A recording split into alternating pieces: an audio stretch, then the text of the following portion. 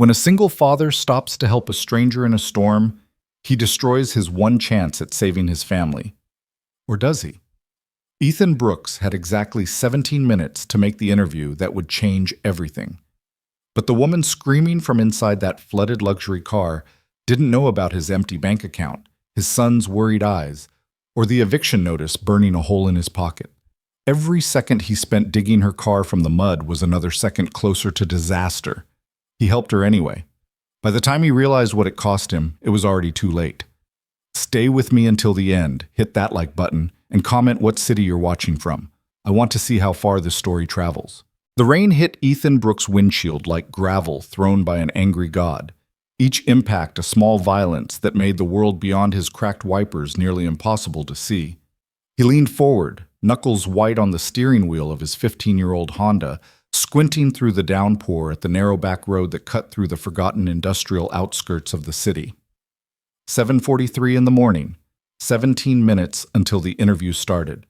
17 minutes to cross 12 miles of flooded roads, navigate morning traffic, find parking, and walk into the glass tower downtown where Hartwell Industries kept its executive offices. 17 minutes to smile, shake hands, and convince someone, anyone, that a 34-year-old single father with a community college degree and a 7-year gap in his resume deserved a second chance. His hands were shaking, not from the cold, the heater in his car had died 2 winters ago, but from the electric terror of hope. Real hope, the kind that hurt. "Dad?" The voice was small, uncertain, coming from the back seat. Ethan glanced in the rear-view mirror.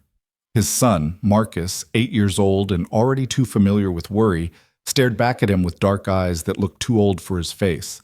The boy clutched his backpack against his chest like a shield. "Yeah, buddy. Are you going to get the job?" Ethan's throat tightened.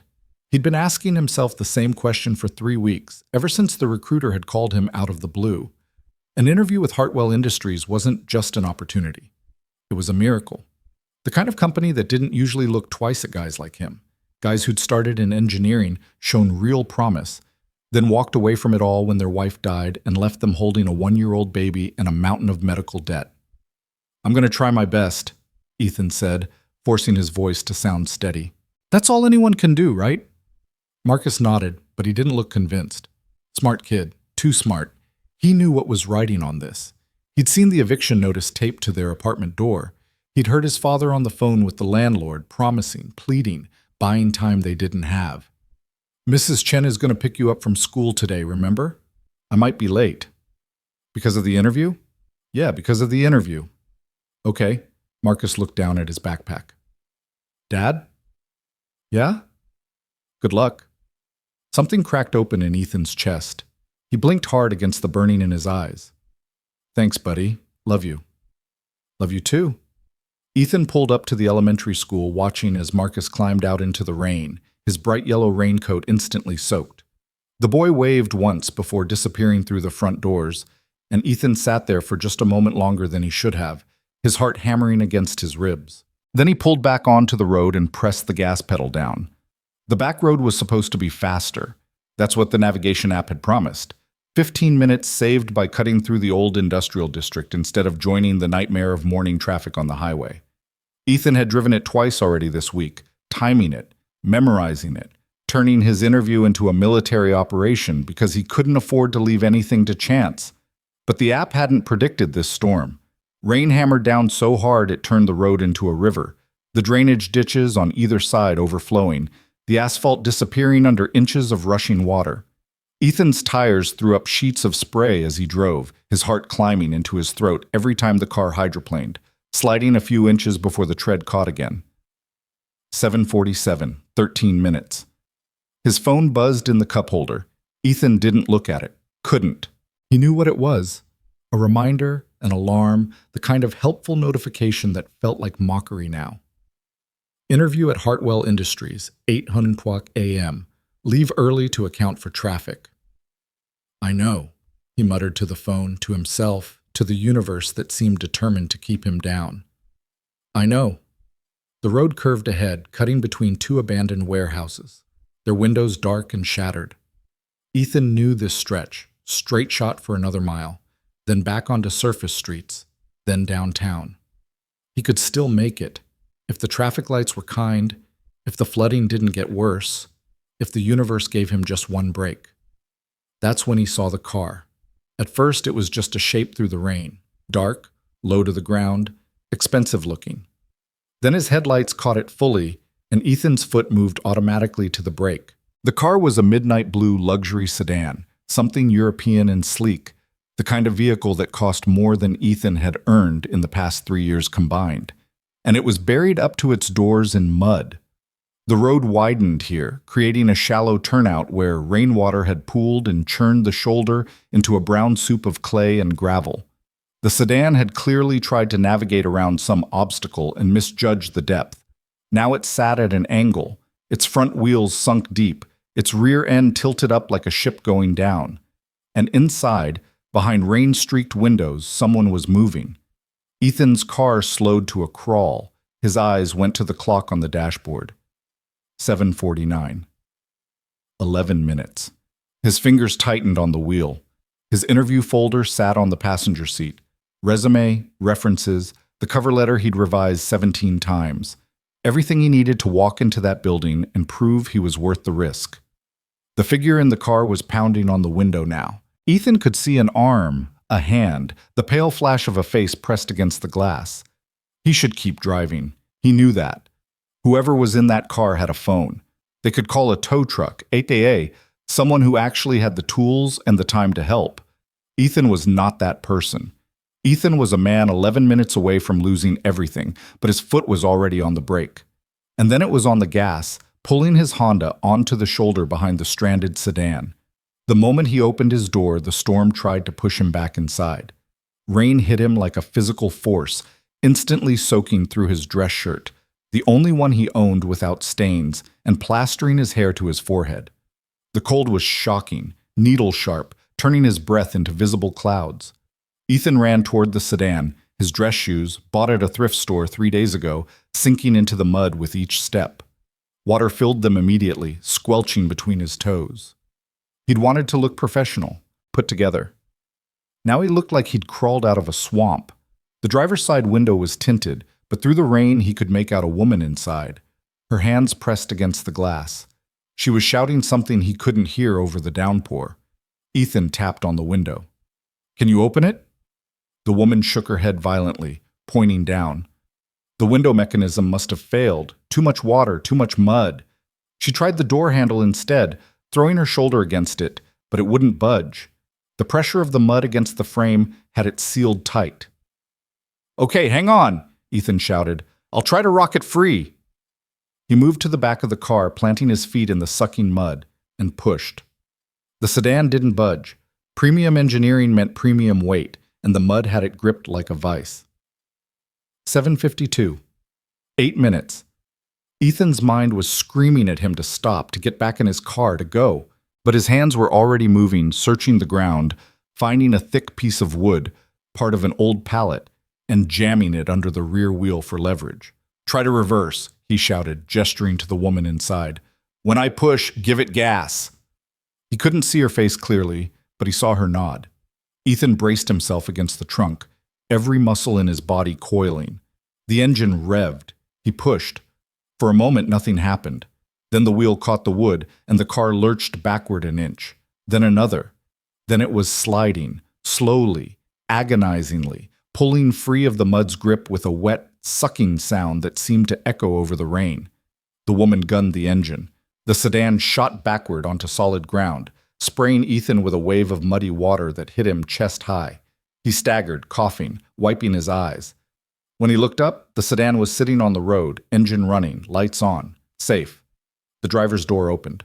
The woman who stepped out was tall and sharp-featured, her dark hair pulled back in a twist that had somehow survived the chaos.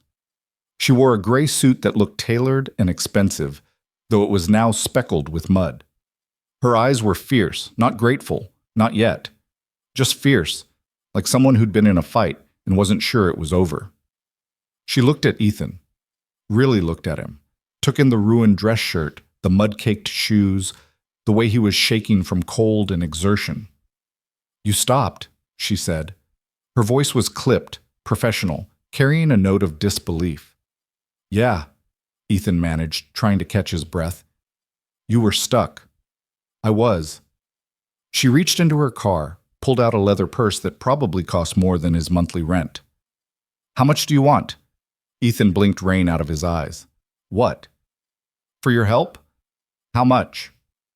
She was already pulling out her wallet, her fingers moving with the swift efficiency of someone used to solving problems with money. "I don't—" Ethan shook his head. "I don't want anything.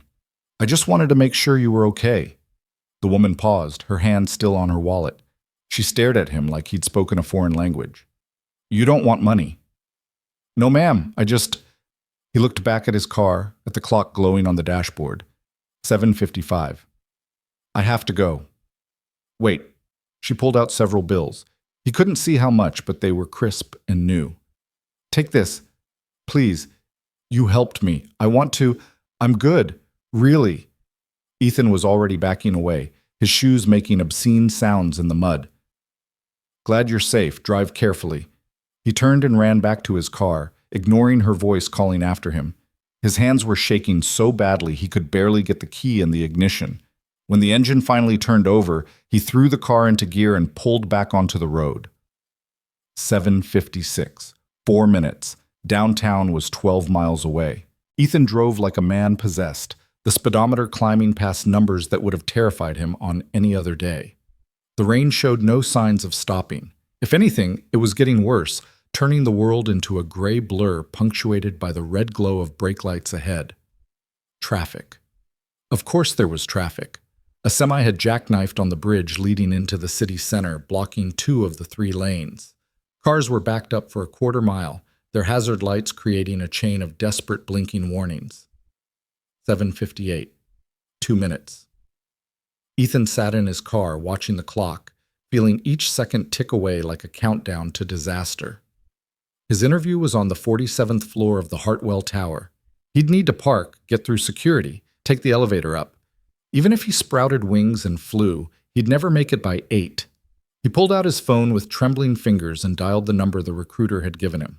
It rang 4 times before someone picked up. "Hartwell Industries, Human Resources, this is Jennifer." "Hi, yes, this is Ethan Brooks. I have an interview scheduled for 8 o'clock, but He swallowed hard. "I'm stuck in traffic. There was an accident on the bridge, and I'm not going to make it on time. Is there any way we could—" "Hold, please." The line went silent. Elevator music trickled through the speaker, cheerful and oblivious. Ethan waited, watching the traffic ahead of him inch forward. He moved up 6 feet, then stopped again. The music cut off. "Mr. Brooks?" A different voice now, male, older, less sympathetic. "This is Robert Chen, head of HR. I understand you're running late?" "Yes, sir. There was an accident and the bridges—" "I see. And what time do you anticipate arriving?"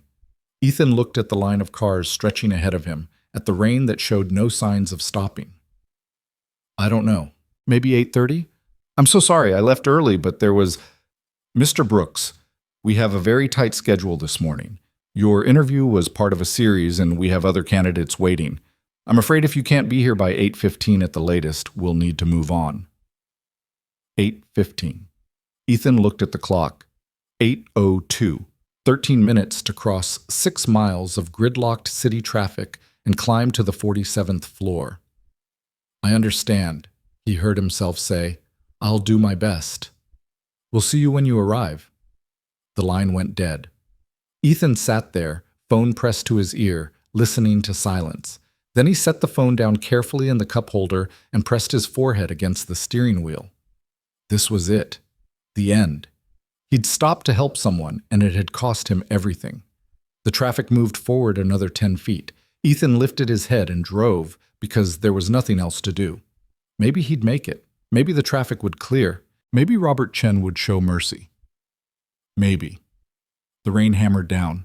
By 8:20, Ethan was standing in the lobby of Hartwell Tower, water dripping from his clothes onto the polished marble floor. The security guard had given him a long, dubious look before waving him through to the elevators. By 8:25, he was on the 47th floor, standing in front of a reception desk where a woman with perfect makeup and a crisp white blouse, looked at him like he'd tracked something unpleasant into her pristine space. "I'm here for an interview," Ethan said. His voice sounded hollow. 8 o'clock. I know I'm late, but... Name?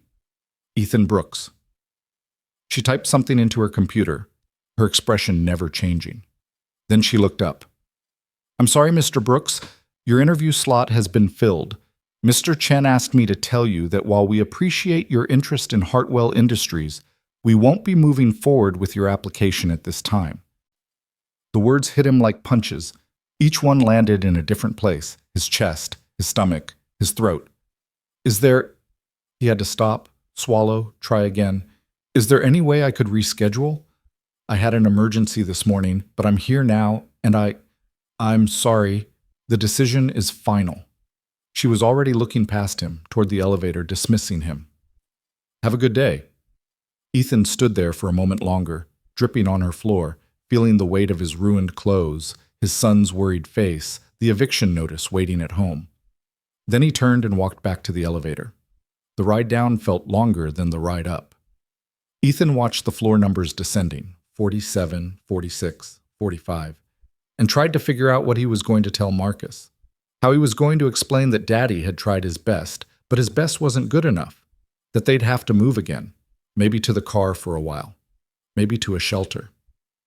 The elevator reached the lobby. The doors opened, and Ethan Brooks, 34 years old, single father, former engineer, walked out into the rain with nothing left to lose. He made it halfway across the lobby before he heard it. "Mr. Brooks?" The voice was female, authoritative, cutting through the ambient noise of the building like a knife. Ethan turned. A woman stood near the security desk, tall, sharp-featured, dark hair pulled back in a twist, gray suit, now perfectly clean and dry, without a speck of mud on it, the woman from the storm. Ethan's brain stuttered, trying to process what he was seeing. It couldn't be her, not here, not in this building, not... "Mr. Brooks," she said again, walking toward him, "I need you to come with me." She wasn't asking. Her tone made that clear. This was a statement of fact, delivered with the kind of certainty that came from giving orders and having them followed. "I don't..." Ethan looked around, half expecting security to appear. "I was just leaving." "I know. Don't." She stopped in front of him, and he realized her eyes were gray, the same color as the storm that had brought them together. "My name is Lena Hartwell. I'm the CEO of this company, and I've been looking for you." The lobby tilted slightly. Ethan put a hand on the nearest wall to steady himself. "You're the woman you pulled out of the mud, yes.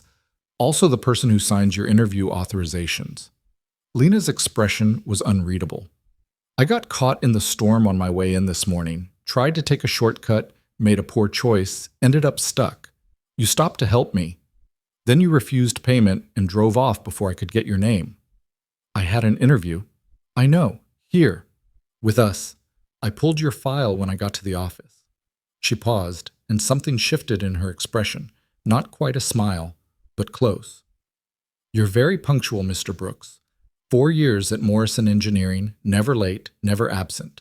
Then you left to care for your son after your wife passed. The gap in your resume isn't a gap. It's a statement of priorities." Ethan's throat was tight. "I missed the interview." "You missed the scheduled time. You didn't miss the interview." Lena gestured toward the elevator. "Come with me. Now." "I don't understand." "You don't have to. You just have to trust me for the next hour. Can you do that?" Ethan looked at her, really looked at her, saw the woman who'd been terrified in that car, pounding on the window, desperate for help, saw the CEO who commanded this entire building, who could destroy his chances with a word or save them with another. "Yes," he said. "Good." Lena turned toward the elevator, already moving. "We're going to the executive floor.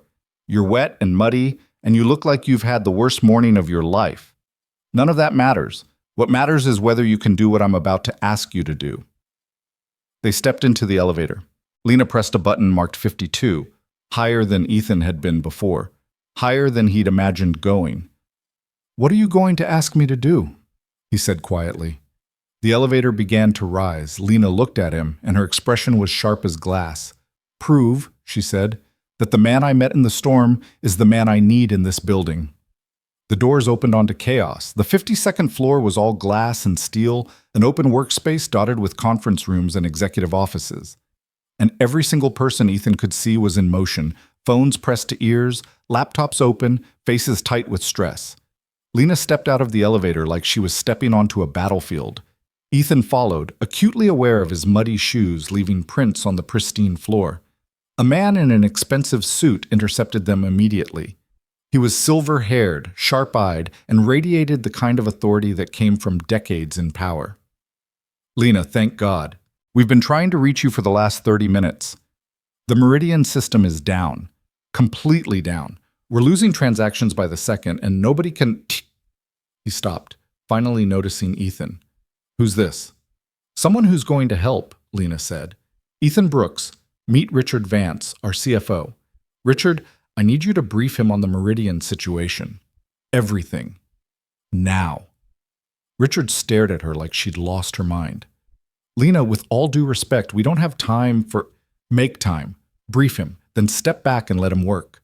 Lena's voice was steel wrapped in silk. "That's not a request, Richard." For a moment, the CFO looked like he might argue. Then he glanced at Lena's expression and apparently thought better of it. "Fine. This way." He gestured toward a conference room, already turning away. "But I don't know what you think he's going to—" "Just brief him," Lena said. Then, to Ethan, "You have 1 hour, maybe less. Show me what you can do."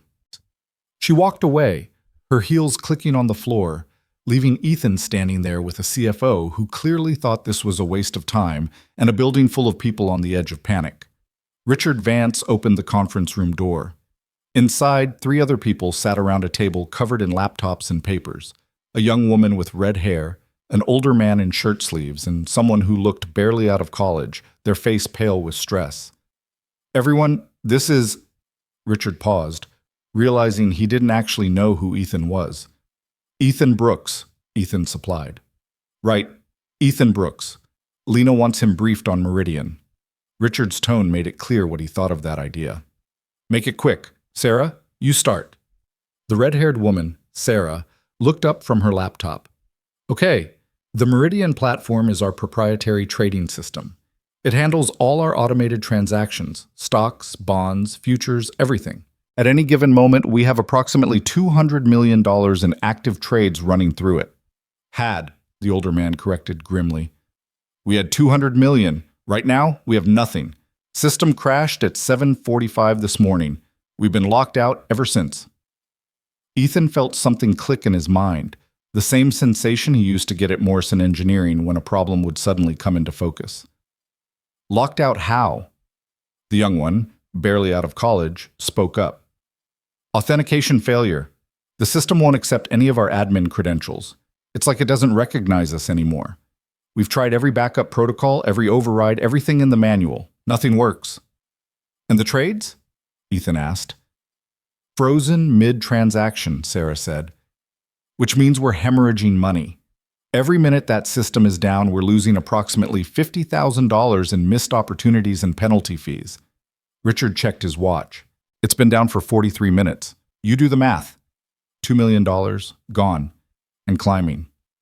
Ethan pulled out a chair and sat down. "Show me what you're seeing." For the next 10 minutes, they walked him through it. System logs, error messages, authentication protocols. Ethan listened, asked questions, and felt his mind working through the problem the way it used to, finding patterns, seeing connections. "This happened at 7:45 exactly?" he asked. "To the second," the young one confirmed. "And that's when the storm hit hardest?" "I guess. I don't know. I wasn't paying attention to—" They stopped. "Wait, you think the weather caused this?" "No," Ethan said slowly, staring at the error logs. "But I think someone used the weather as cover." The room went quiet. "What are you saying?" Richard demanded. Ethan pointed to a line of code on the screen. "This authentication failure, it's not a system error, it's deliberate.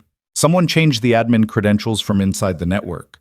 They knew exactly when to do it for maximum impact. Right when the storm would keep people from getting to the office. Right when your CEO would be stuck on a back road instead of here to handle it." Sarah's eyes went wide. That's impossible. Only 5 people have access to change admin credentials, and all of them are... Are all of them here? Ethan asked. Right now, in this building? The 3 of them looked at each other. David's not here, the young one said quietly. David Morse. He's one of our senior system administrators. He called in sick this morning. Richard's face went pale, then red. Get him on the phone, now. But Ethan was already moving, his fingers flying across the laptop keyboard. Calling him won't help. If he's smart, he's already gone. But he made a mistake. What mistake? Sarah leaned forward. He assumed nobody would be able to think like him. He built a back door into the authentication system, probably months ago, but he had to leave himself a way back in, just in case he needed it later. That means there's a secondary access point, hidden, but there. Ethan pulled up the system architecture, his mind mapping it the way he used to map circuit designs at Morrison. He could see it now, the elegant brutality of the hack, the way it was designed to cause maximum chaos while appearing to be a simple system failure. But he could also see the flaw, the tiny, arrogant flaw that all hackers left behind. Here, he said, pointing, this subroutine. It's running in the background, maintaining the lockout, but it's also listening for a specific input sequence, a kill switch, in case David needed to undo what he did. Can you trigger it? Richard asked. I can try. Ethan's fingers moved across the keyboard, typing code from memory, adapting it on the fly. The room was silent except for the clicking of keys and the sound of his own breathing. Then, on the screen, something changed. The authentication error disappeared. The system login appeared. Fresh, clean, waiting. Oh my God, Sarah whispered. Ethan typed in the default admin credentials, the ones that would have been active before David changed them. Hit enter. The screen flashed, then filled with data, transaction logs, account access, everything flooding back online. It's working, the young one said, their voice shaking. It's actually working. Ethan didn't stop. He navigated through the system, checking each component, making sure nothing else had been tampered with. Then he pulled up the audit logs and began documenting everything David Morse had done, creating a trail that would stand up in any investigation. 47 minutes after he'd sat down, Ethan pushed back from the laptop and looked up at Richard Vance. The Meridian system is back online. All transactions are resuming. I've locked David Morse out permanently and documented everything he did. You'll want to get your legal team involved and probably law enforcement, but the immediate crisis is over.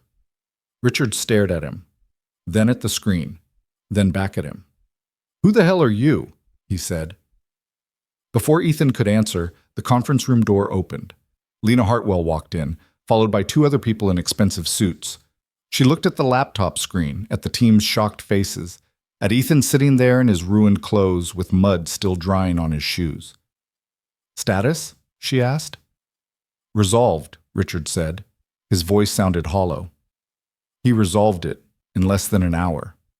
Lena's expression didn't change. Good. Everyone except Mr. Brooks, please leave the room. They left. Sarah grabbed her laptop. The young one practically ran. Richard moved more slowly, casting one last look at Ethan before closing the door behind him. Lena sat down across from Ethan. For a long moment, she just looked at him. Tell me something, she finally said. Why did you stop this morning? You knew you'd miss your interview. You knew what it would cost you. Why stop? Ethan thought about that, about Marcus's worried face, about the eviction notice, about all the reasons he should have kept driving. Because she needed help, he said simply. You needed help, and I could give it. Even though it meant losing everything? I didn't know it was you. I didn't know I'd lose everything. I just knew someone was stuck, and I could help them get unstuck. He met her eyes. I'd make the same choice again. Lena nodded slowly. Then she pulled a folder from the stack one of the suited people had brought in and slid it across the table. This is an employment contract for the position of Senior Systems Analyst. Starting salary is $120,000 per year, with full benefits, equity options, and a signing bonus of $20,000. She paused. I want you to take it. Ethan's hand shook as he opened the folder. The numbers swam in front of his eyes. I don't understand, he said. I missed the interview. I'm not qualified for... You solved a multi-million-dollar crisis in under an hour. You saw what my entire technical team missed. You did it in wet clothes after the worst morning of your life, without hesitation. Lena leaned forward. That's not something I can find in a resume, Mr. Brooks. That's something I can only find in action. And you proved yourself twice today, once in the mud, when you thought no one was watching, and once in this building, when everyone was. Ethan looked down at the contract, at the numbers that would mean a real apartment for Marcus. Food on the table, stability, a future. Why me? He asked quietly. Because the world is full of people who know what to do when everything's going right, Lena said.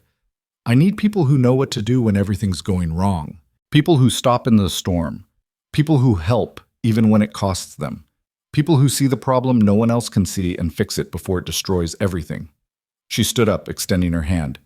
You didn't miss your interview, Mr. Brooks. You aced it. Welcome to Hartwell Industries. Ethan stood. His legs felt unsteady. His hand, when he reached out to shake hers, was still trembling. But he shook it. Outside, beyond the glass walls of the conference room, the storm was beginning to clear. Sunlight broke through the clouds in scattered rays, illuminating the city below in patches of gold. Ethan thought about Marcus, waiting at school, about the eviction notice he'd be able to tear up tonight, about the choice he'd made in the rain, the choice that had cost him everything and given him everything back. Thank you, he said, his voice cracked on the words. Lena smiled, a real smile, warm and genuine. Thank me by being as good as I think you are. Deal. Deal. She released his hand and moved toward the door, stopped, turned back. One more thing, Mr. Brooks.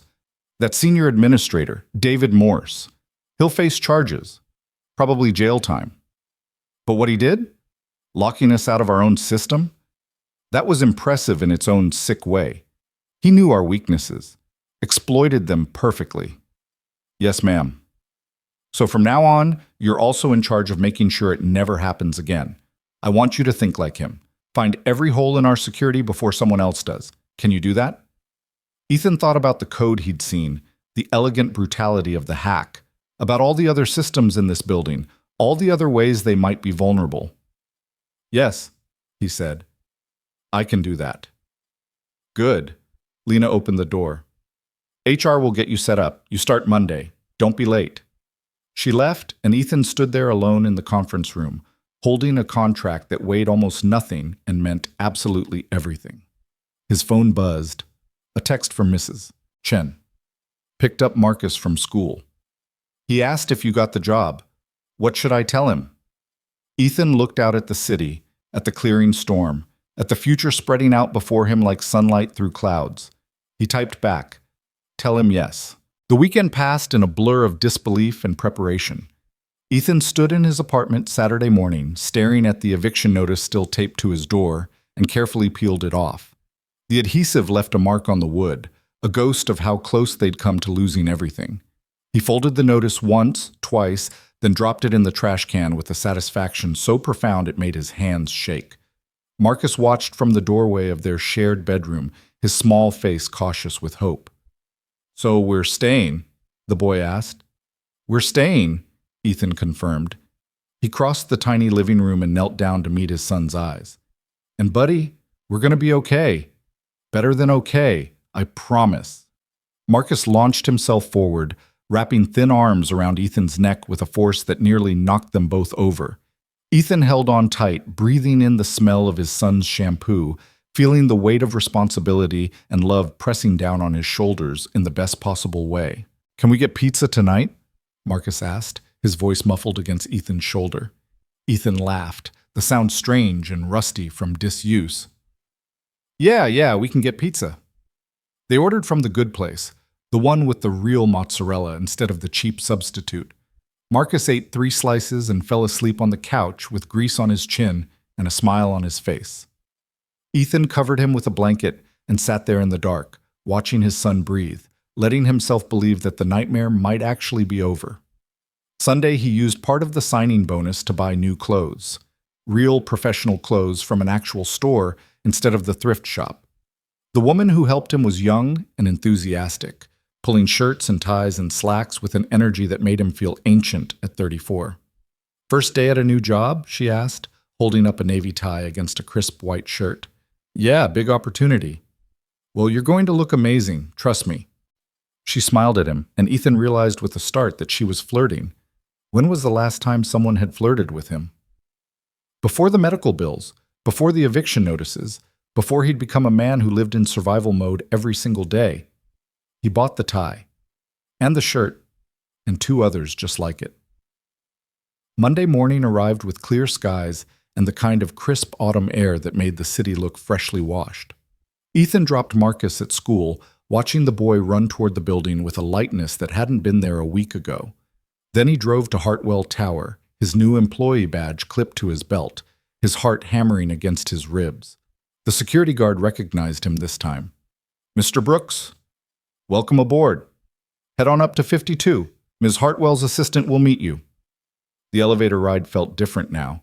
Ethan watched the numbers climb, 20, 30, 40, and tried to calm the riot of nerves in his stomach. He belonged here. Lena Hartwell had said so herself. He'd earned this. The doors opened on 52, and Ethan stepped out into controlled chaos. The panic of Friday was gone, replaced by the normal hum of a high-powered workplace. People moved with purpose. Phones rang. Computer screens glowed with data and charts. A woman in her 50s with silver hair and kind eyes approached him immediately.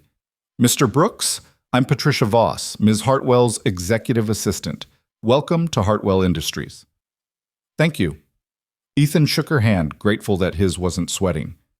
Ms. Hartwell is in meetings this morning, but she wanted me to get you settled. Your office is this way. Office.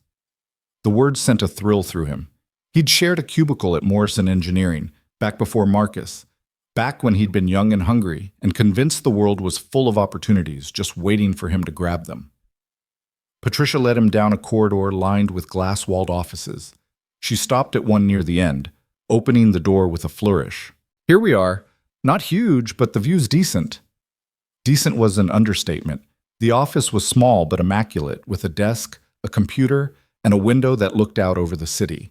Ethan could see the bridge where he'd been stuck in traffic Friday morning, the industrial district where he'd pulled Lena's car from the mud. This is perfect, he said quietly. Patricia smiled. I'll let you get settled. Your computer is already set up with your credentials. Ms. Hartwell has scheduled a meeting with you and the security team at 10 o'clock to discuss your new responsibilities. Any questions before I go? About 1,000, but Ethan just shook his head. I'm good. Thank you. She left, closing the door softly behind her. Ethan stood there alone in his office, in his new clothes, in his new life, and had to put a hand on the desk to steady himself. The morning passed in a whirlwind of introductions and information. The security team consisted of 4 people, 2 network specialists, a cybersecurity expert, and a woman named Jennifer Cho who ran the entire department with quiet competence. They walked Ethan through Hartwell's systems, showing him the architecture, the protocols, the safeguards that had failed to stop David Morse. We've been going over his work history, Jennifer said, pulling up files on her laptop. Morse was with us for 3 years. Exemplary record, no red flags, no indication he was planning anything like this. There wouldn't be, Ethan said. If he was smart enough to build that back door, he was smart enough to hide his tracks. The question is why he did it. The younger network specialist, a guy named Tommy, who couldn't have been more than 25, spoke up. We found unusual activity in his personal trading account. He made some big bets Friday morning, right before the system went down. Bets that would pay off huge if our stock price tanked. Which it would have, Jennifer said grimly, if we hadn't gotten Meridian back online. He was trying to manipulate the market, use inside access to create chaos, short our stock, make a fortune. Ethan felt something cold settle in his stomach. How much would he have made? If it had worked, probably $3 million, maybe more. $3 million. Enough to disappear. Start over. Live like a king in a country without extradition treaties. Where is he now? Ethan asked. FBI picked him up Saturday night. He'd booked a flight to Singapore for Monday morning. Probably figured he had the weekend to get away clean. Jennifer closed her laptop. He didn't count on you fixing his hack in under an hour. The meeting wrapped up at 11:30. Ethan returned to his office, his mind spinning with everything he'd learned. The systems, the vulnerabilities, the sheer amount of money flowing through Hartwell's networks every single day. It was exhilarating and terrifying in equal measure. His phone buzzed. A text from an unknown number. Conference room B. Now. LH. Ethan grabbed his laptop and headed down the corridor. Conference room B was smaller than the one where he'd fixed the Meridian crisis, with a round table and chairs for 6. Lena was already there, along with Richard Vance and 2 other people Ethan didn't recognize, a man in his 40s with sharp features and a woman who looked like she'd stepped out of a fashion magazine. Mr. Brooks? Good. Sit. Lena gestured to an empty chair. This is Marcus Winters, our head of operations, and Diana Chen, chief legal counsel. We need to discuss what happened Friday and what we're doing to prevent it from happening again. Ethan sat, acutely aware that he was the newest, youngest person in the room by far. I've reviewed your preliminary security report, Marcus Winters said, looking at Ethan with an expression that wasn't quite hostile but wasn't friendly either. You've identified 17 potential vulnerabilities in our current systems. 17 that I found in the first 3 hours, Ethan corrected. I'd need more time to do a comprehensive audit, but yes, there are significant gaps in your security protocols. Richard Vance leaned forward. Such as? Such as the fact that your admin credentials haven't been rotated in 8 months.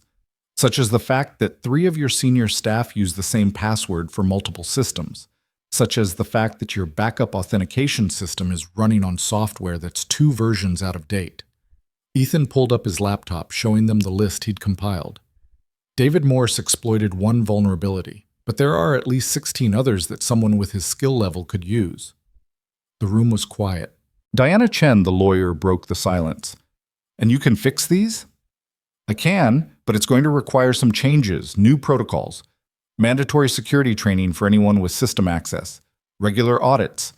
And you'll need to give me authority to override department heads if I find a critical vulnerability they don't want to address. Marcus Winters' expression hardened. You've been here less than a day, and you're asking for authority over people who've been with this company for years? I'm asking for authority over security protocols, Ethan said evenly. If someone's doing something that compromises our systems, I need to be able to stop it. That's not about hierarchy. It's about protecting the company. He's right. Lena's voice cut through the tension like a blade. Marcus, I appreciate your concern, but Mr. Brooks isn't here to make friends. He's here to make sure we never have another Friday. If that requires stepping on toes, then toes get stepped on. Clear? Marcus looked like he wanted to argue. Then he glanced at Lena's expression and apparently thought better of it. Clear. Good. Diana, draw up the necessary authorizations. Richard, I want this budgeted by end of week. Any questions? Lena looked around the table. No one spoke. Excellent, Mr. Brooks. I want a full security audit on my desk by Friday. Everything you find, no matter how small. If we're going to fix this company, we need to know exactly how broken it is. The meeting ended.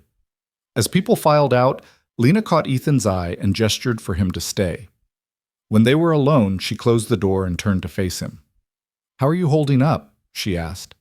The question surprised him. Fine. Good. This is... He gestured vaguely at the room, the building, everything. This is more than I ever expected. You're overwhelmed. Completely. He saw no point in lying, but I can do this. I know I can. I know you can too. That's why you're here. Lena sat down, and Ethan realized she looked tired. Not physically exhausted, but carrying the weight of 1,000 decisions, 1,000 responsibilities. But I need you to understand something.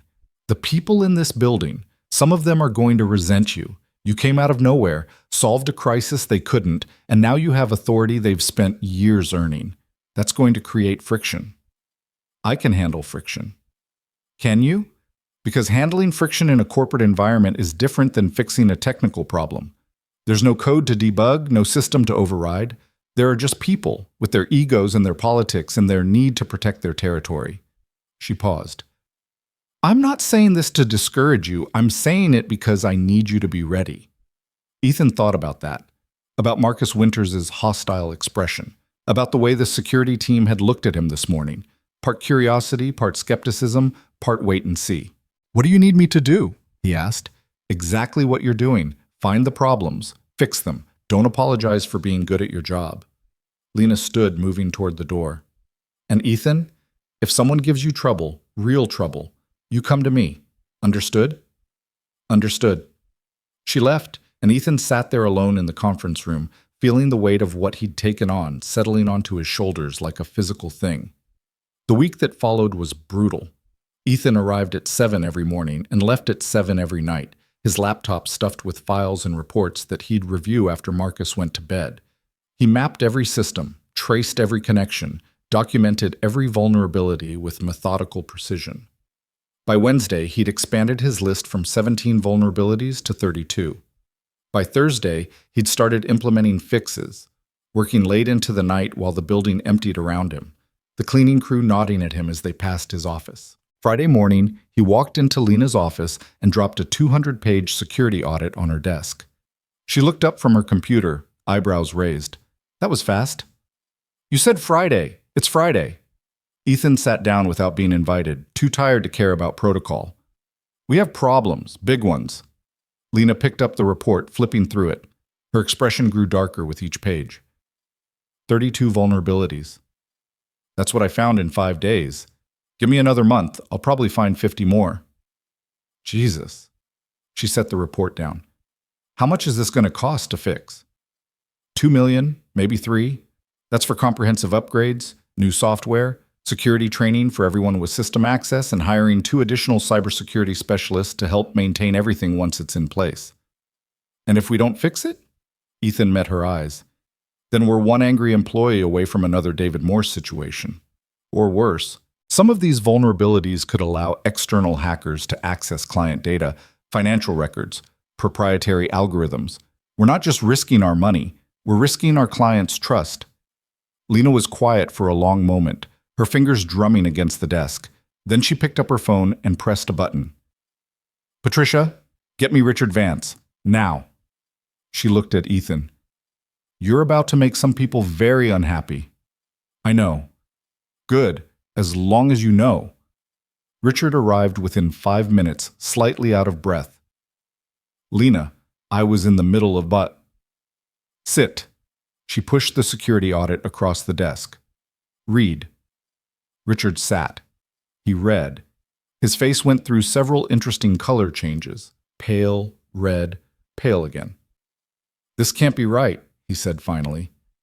32 vulnerabilities? That's impossible. We have a security team. We have protocols. We have gaps, Ethan interrupted. Big ones. And every day we don't fix them is another day we're vulnerable. Do you have any idea what this is going to cost? Richard looked at Lena. $3 million? For what? Making everyone change their passwords more often? For not having our entire company brought to its knees by the next David Morse, Lena said coldly. Richard, I appreciate your concern about the budget, but this isn't negotiable. We're implementing these fixes, all of them, and we're doing it now. Lena, now Richard, I want a budget proposal by Monday. Mr. Brooks, I want you to start implementing the critical fixes immediately. Whatever you need, you get. Clear? Ethan nodded. Richard looked like he'd swallowed something bitter. The CFO said tightly. The meeting ended badly, with Richard storming out and Lena looking like she wanted to throw something. Ethan gathered his papers and stood to leave. Ethan, Lena's voice stopped him at the door. Thank you. For what? For telling me the truth, even when it's expensive. That's rarer than you'd think in this building. Ethan thought about the people he'd met this week, the careful political dances, the way everyone seemed more concerned with protecting their position than protecting the company. You hired me to find problems, he said. I'm just doing my job. Keep doing it exactly like that. He left her office and headed back to his own, his mind already working through the implementation schedule. The critical fixes first, password rotation, software updates, closing the most dangerous vulnerabilities. Then the training, then the long-term infrastructure improvements. His phone buzzed. A text from Mrs. Chen. Marcus has a fever. School called. Can you pick him up? Ethan's stomach dropped. He looked at his watch, 2:30 on a Friday afternoon. He had 3 meetings scheduled between now and 6, including one with the entire security team to present his findings. He texted back, "On my way, 20 minutes." Then he grabbed his jacket and headed for the elevator, already composing an apology email to the security team in his head. The meetings would have to wait. Marcus needed him. The school nurse met him at the front office. Marcus slumped in a chair beside her, his face flushed and his eyes glassy. 101.5, the nurse said, handing Ethan a thermometer. Probably just a virus, but he should stay home until the fever breaks. Ethan pressed his hand to his son's forehead, feeling the heat radiating off the boy's skin. "Hey, buddy, not feeling so good?" "My head hurts," Marcus mumbled, "and I'm cold." "Okay, let's get you home." Ethan scooped his son up. When had Marcus gotten so heavy? And carried him to the car. The boy fell asleep before they'd even left the parking lot, his head lolling against the seatbelt. Back at the apartment, Ethan got Marcus settled on the couch with a blanket and a bowl within reach, just in case. Then he sat down at their tiny kitchen table and opened his laptop, trying to salvage what was left of his workday. His phone rang. Patricia Voss. "Mr. Brooks, we had to reschedule your security team meeting. Ms. Hartwell wanted me to check if everything's all right." "My son's sick. I had to pick him up from school." Ethan looked over at Marcus, who was sleeping fitfully, the blanket pulled up to his chin. "I'm sorry about the meeting. I can do it Monday morning if—" "Don't apologize. Family comes first. Ms. Hartwell was very clear about that when we hired you." Patricia's voice was warm, reassuring. "We'll reschedule for Monday at 9. Take care of your son." She hung up before Ethan could respond. He sat there, staring at his phone, feeling something loosen in his chest. At Morrison Engineering, leaving early for a sick kid would have earned him a lecture about commitment and team players. Here, it was just understood. Maybe this place really was different. Marcus woke up around 6, feverish and asking for water. Ethan brought him a glass and some children's ibuprofen, watching as the boy swallowed the medicine with a grimace. "Dad?" "Yeah, buddy." "Are you going to lose your job?" The question hit Ethan like a punch. "What? No, why would you think that?" "Because you left work. To get me." Marcus's eyes were too bright, fever-shiny, and worried. "What if they get mad?" Ethan sat down on the edge of the couch, pulling his son close. "They're not going to get mad. My boss said family comes first. That means when you need me, I come. Always. Understand?" Marcus nodded against his chest. "I'm sorry I got sick." "Hey, don't be sorry. You can't help being sick, and I'd rather be here taking care of you than anywhere else in the world, okay?" "Okay." They ordered soup from the Chinese place down the street, 1 ton for Marcus, hot and sour for Ethan. Marcus managed half the bowl before falling asleep again, his fever finally starting to break. Ethan worked on his laptop until midnight, updating protocols and writing implementation plans, one eye on his son the whole time. By the time he finally closed the computer and stretched out on the floor beside the couch, close enough to hear if Marcus needed him, his back ached and his eyes burned. But Marcus was breathing easier. The fever was down. They were both safe and warm and together. Everything else could wait until Monday. The weekend passed in a blur of fever management and cartoons. By Sunday afternoon, Marcus was well enough to complain about being bored, which Ethan took as a good sign. They spent the evening playing cards and watching a movie, Marcus wrapped in his blanket like a burrito, Ethan fielding work emails on his phone while trying not to let his son see how many there were. Monday morning arrived cold and clear. Ethan dropped a fully recovered Marcus at school, listening to the boy chatter excitedly about a science project, then headed to Hartwell Tower with his security presentation loaded on his laptop and determination settling over him like armor. The security team meeting went better than expected. Jennifer Cho listened to his presentation with sharp attention, asking pointed questions but nodding agreement at his conclusions.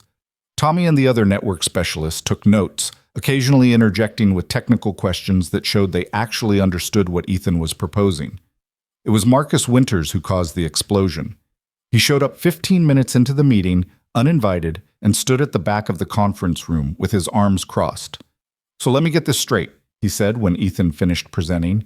"You want to force every employee in this company, including executives, to change their passwords every 30 days, implement two-factor authentication on all systems, and submit to quarterly security training?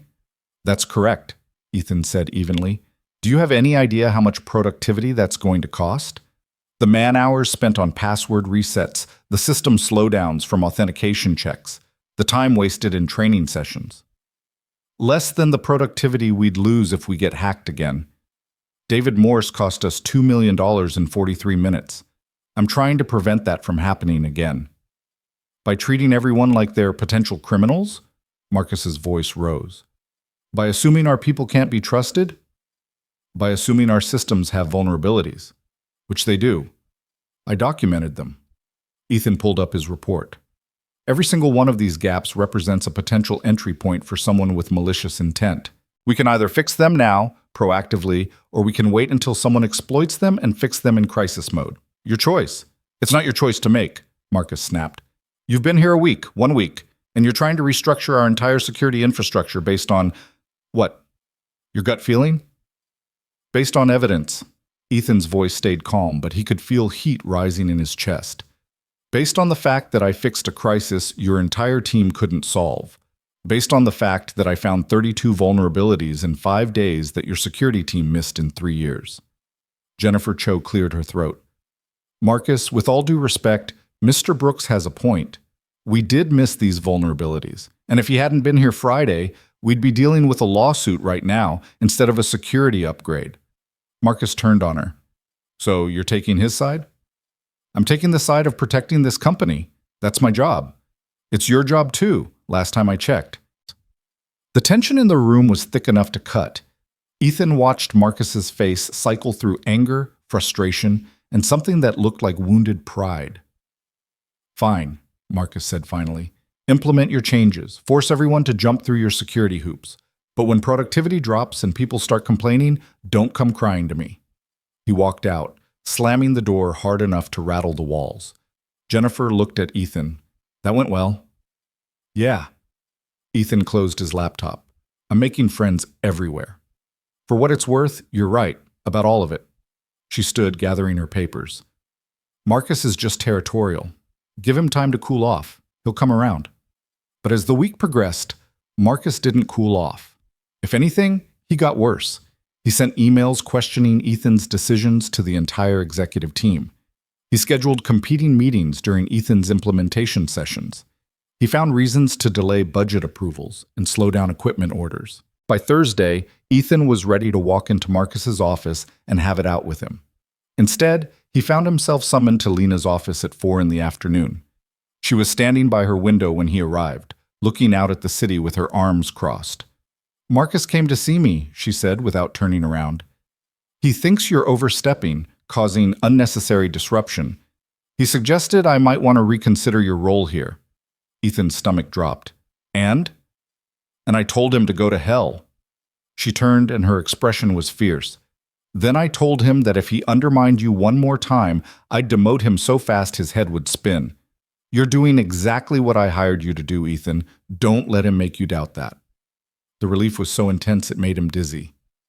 Thank you. Don't thank me, just keep doing your job. She moved back to her desk, picking up a folder. I'm promoting you. Senior systems analyst was always temporary. As of Monday, you're director of cybersecurity. $20,000 raise, your own team, direct report to me instead of Jennifer. You've earned it. Ethan opened his mouth, closed it, opened it again. I've been here 2 weeks. And in those 2 weeks, you've done more to protect this company than most people do in 2 years. Take the promotion, Ethan. Build your team. Fix our systems. And if Marcus or anyone else gives you trouble, you come straight to me. Understood? Understood. He left her office in a daze, clutching the promotion letter, his mind reeling. Director of cybersecurity, his own team. A salary that would let him give Marcus, his son, everything he'd never been able to provide before. He called Mrs. Chen from the elevator. Is everything okay? She asked immediately. Marcus is fine. He's doing his homework right now. Everything's perfect. Ethan had to stop, clear his throat. Tell him I'll be home by 6.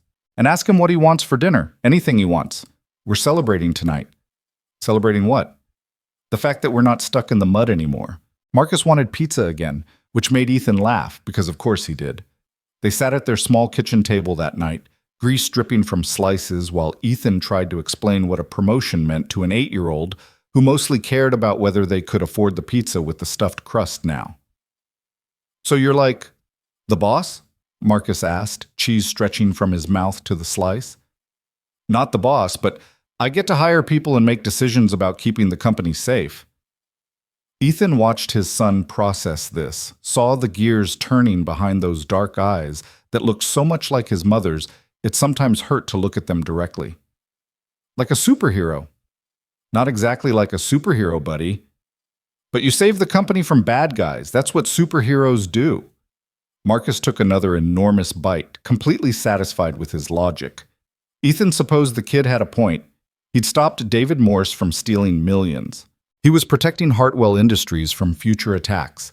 Maybe it wasn't quite flying or super strength, but it was something. Yeah, he said softly. I guess it is kind of like that. They finished the pizza and Marcus fell asleep during a movie, sprawled across the couch with his head in Ethan's lap. Ethan sat there in the flickering television light, one hand resting on his son's hair, and let himself feel the full weight of how much had changed in 2 weeks. From eviction notices to promotions, from desperation to stability, from stuck in the mud to director of an entire department. It felt fragile, like something that could shatter if he breathed wrong. But for tonight, he let himself believe it was real. Monday morning brought new business cards, a larger office on the 53rd floor, and a staff meeting with the cybersecurity team that was now officially his to lead. Jennifer Cho had been gracious about the reorganization, even seemed relieved to hand off the technical oversight to someone who lived and breathed system security. I'm better with people anyway, she told Ethan when they'd met Friday to discuss the transition. You take the tech, I'll handle HR and compliance. We'll make a good team. Now Ethan stood in front of his new team, Jennifer, Tommy, and 2 new hires who'd started that morning, and tried to project confidence he didn't entirely feel. I know this is a big change, he began, looking at each of them in turn. Some of you have been here longer than I've been alive, probably, but we all want the same thing, to protect this company and the people who work here. That's going to require some adjustments, some new protocols, and yeah, some people are going to push back. But we do the work anyway. Questions? Tommy raised his hand. What do we do when executives refuse to comply? Because you know they will. They always think the rules don't apply to them. Then we escalate to Lena Hartwell. She's made it very clear that security protocols apply to everyone, no exceptions. Anyone who won't comply gets reported directly to her. Ethan pulled up the implementation timeline on the screen. We're starting with the critical vulnerabilities this week. Password rotations, 2-factor authentication, software updates. I want everything documented. Every system we touch, every change we make, every person who gives us trouble. We're building a paper trail so tight that 6 months from now, nobody can say we didn't warn them.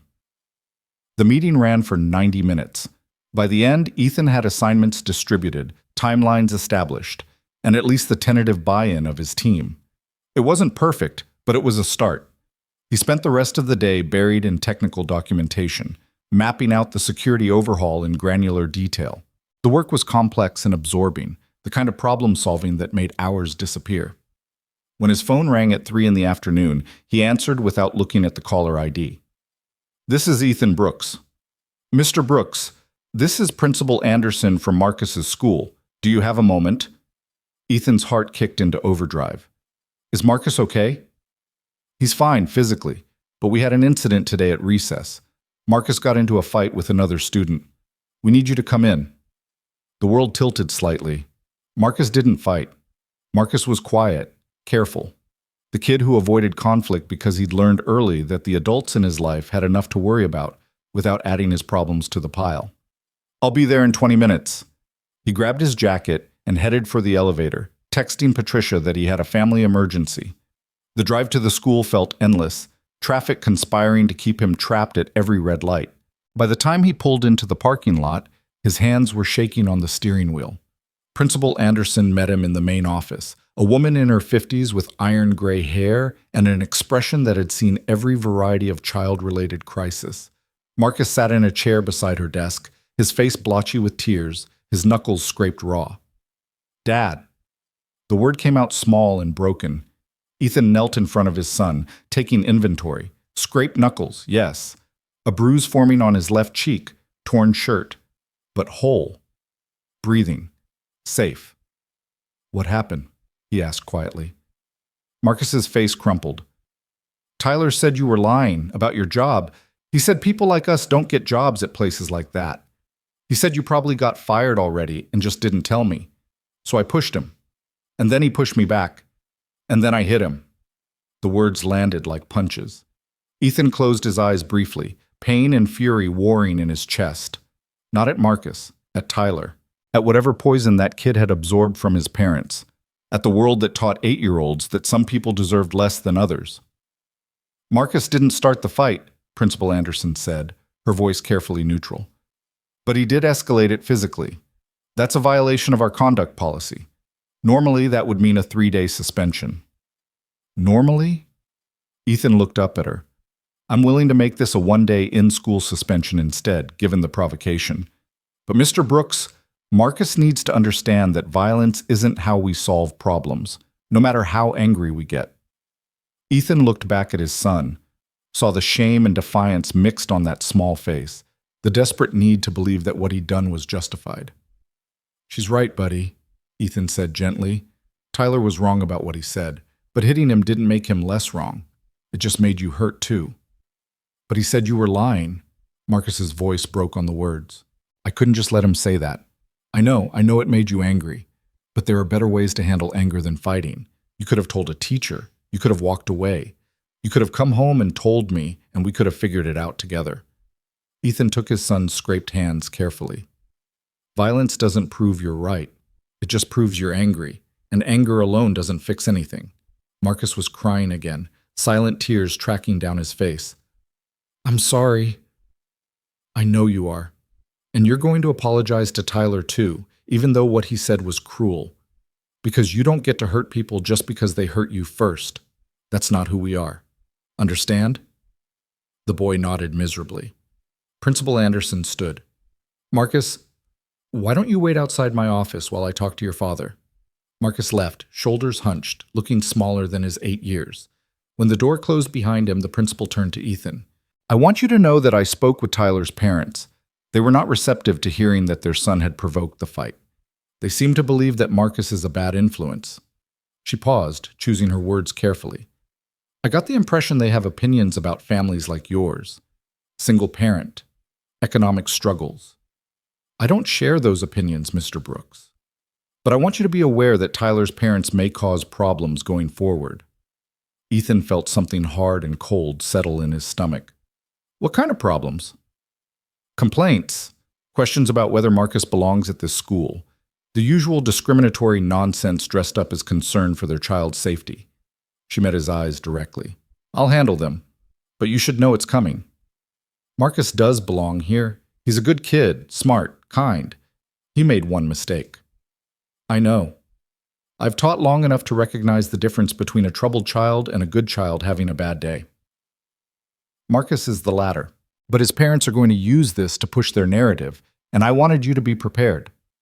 Ethan drove Marcus home in silence, the boy staring out the window with his backpack clutched to his chest.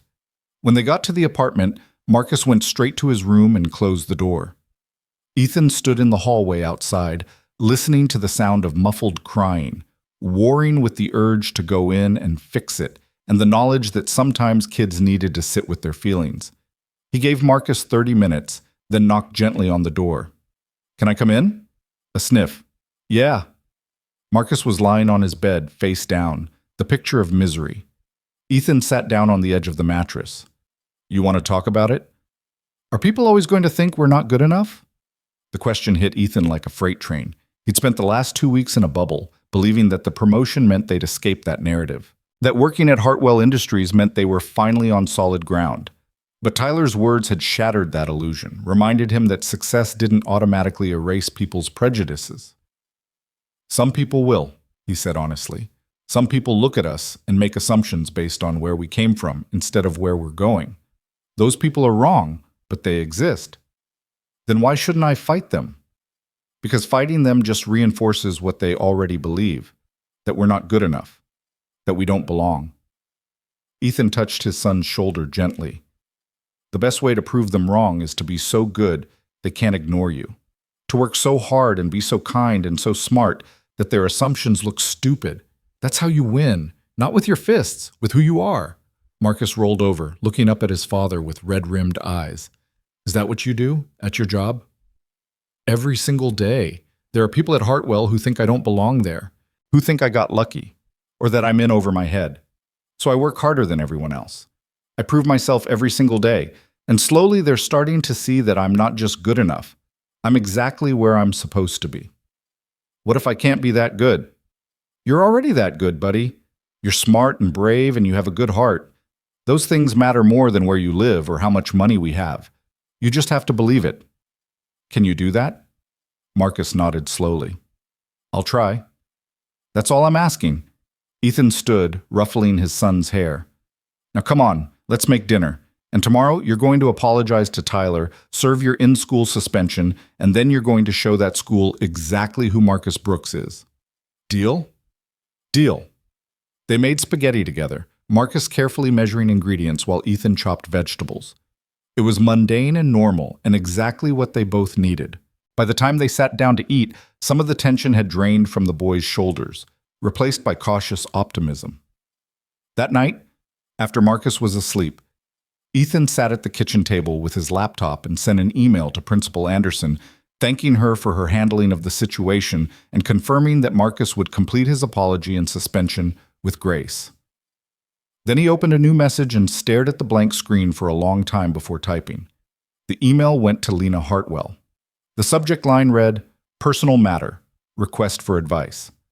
He explained the situation carefully, clinically, trying to keep emotion out of it. His son had been bullied, had responded with violence, was facing pushback from parents who thought he didn't belong. Ethan wasn't asking for special treatment, just wondering if she'd ever dealt with similar situations and had any wisdom to share. He sent it before he could second-guess himself, then closed his laptop and went to bed. The response came at 6 the next morning, while Ethan was making coffee and trying to convince Marcus to eat something before school. I dealt with similar situations my entire childhood, Lena had written. My father was a janitor. My mother cleaned houses. I went to school with kids whose parents were doctors and lawyers and CEOs. They made sure I knew I didn't belong, so I made sure I outworked every single one of them. By the time I graduated, I had the highest GPA in my class and scholarship offers from 8 universities. Your son has something those other kids don't, a parent who understands what he's going through. Use that. Teach him to channel anger into excellence. He'll be unstoppable. Ethan read the email 3 times, something loosening in his chest.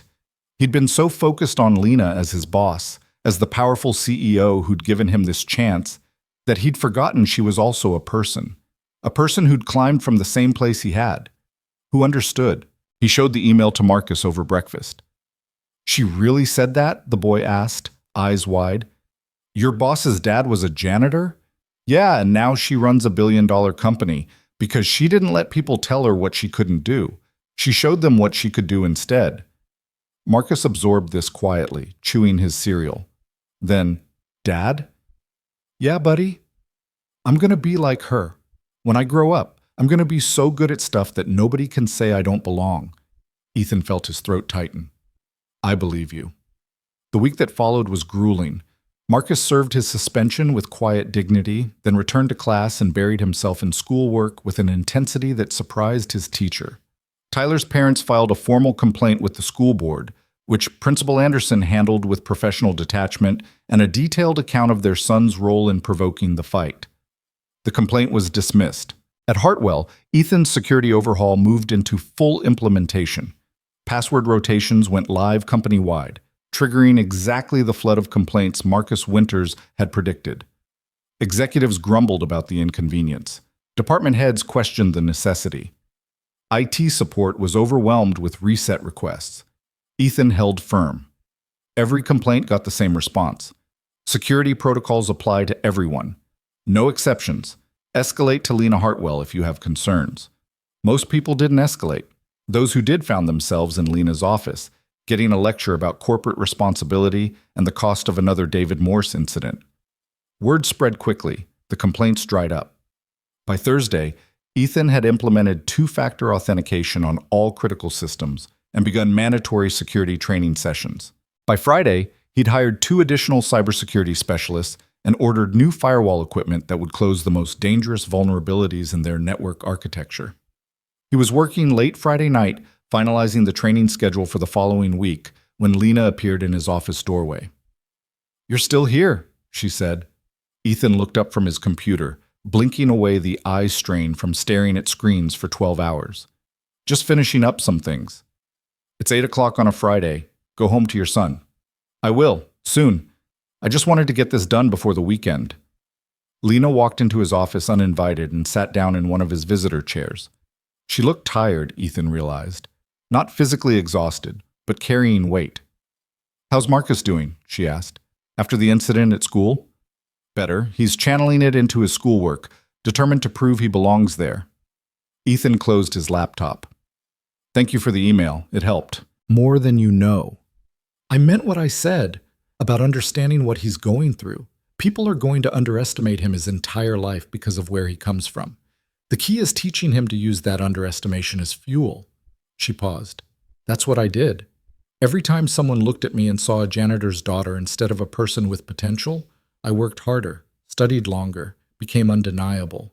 It's exhausting, but it's effective." "It shouldn't have to be that way." "No, it shouldn't, but it is. So we play the hand we're dealt, and we play it better than anyone expects." Lena stood, moving toward the window. "You've been here 3 weeks, Ethan. In that time, you've solved a crisis that would have bankrupted us, identified critical vulnerabilities, implemented company-wide security changes, and done it all while raising a child alone and dealing with discrimination from people who should know better. Do you have any idea how remarkable that is?" Ethan felt heat rise in his face. "I'm just doing my job.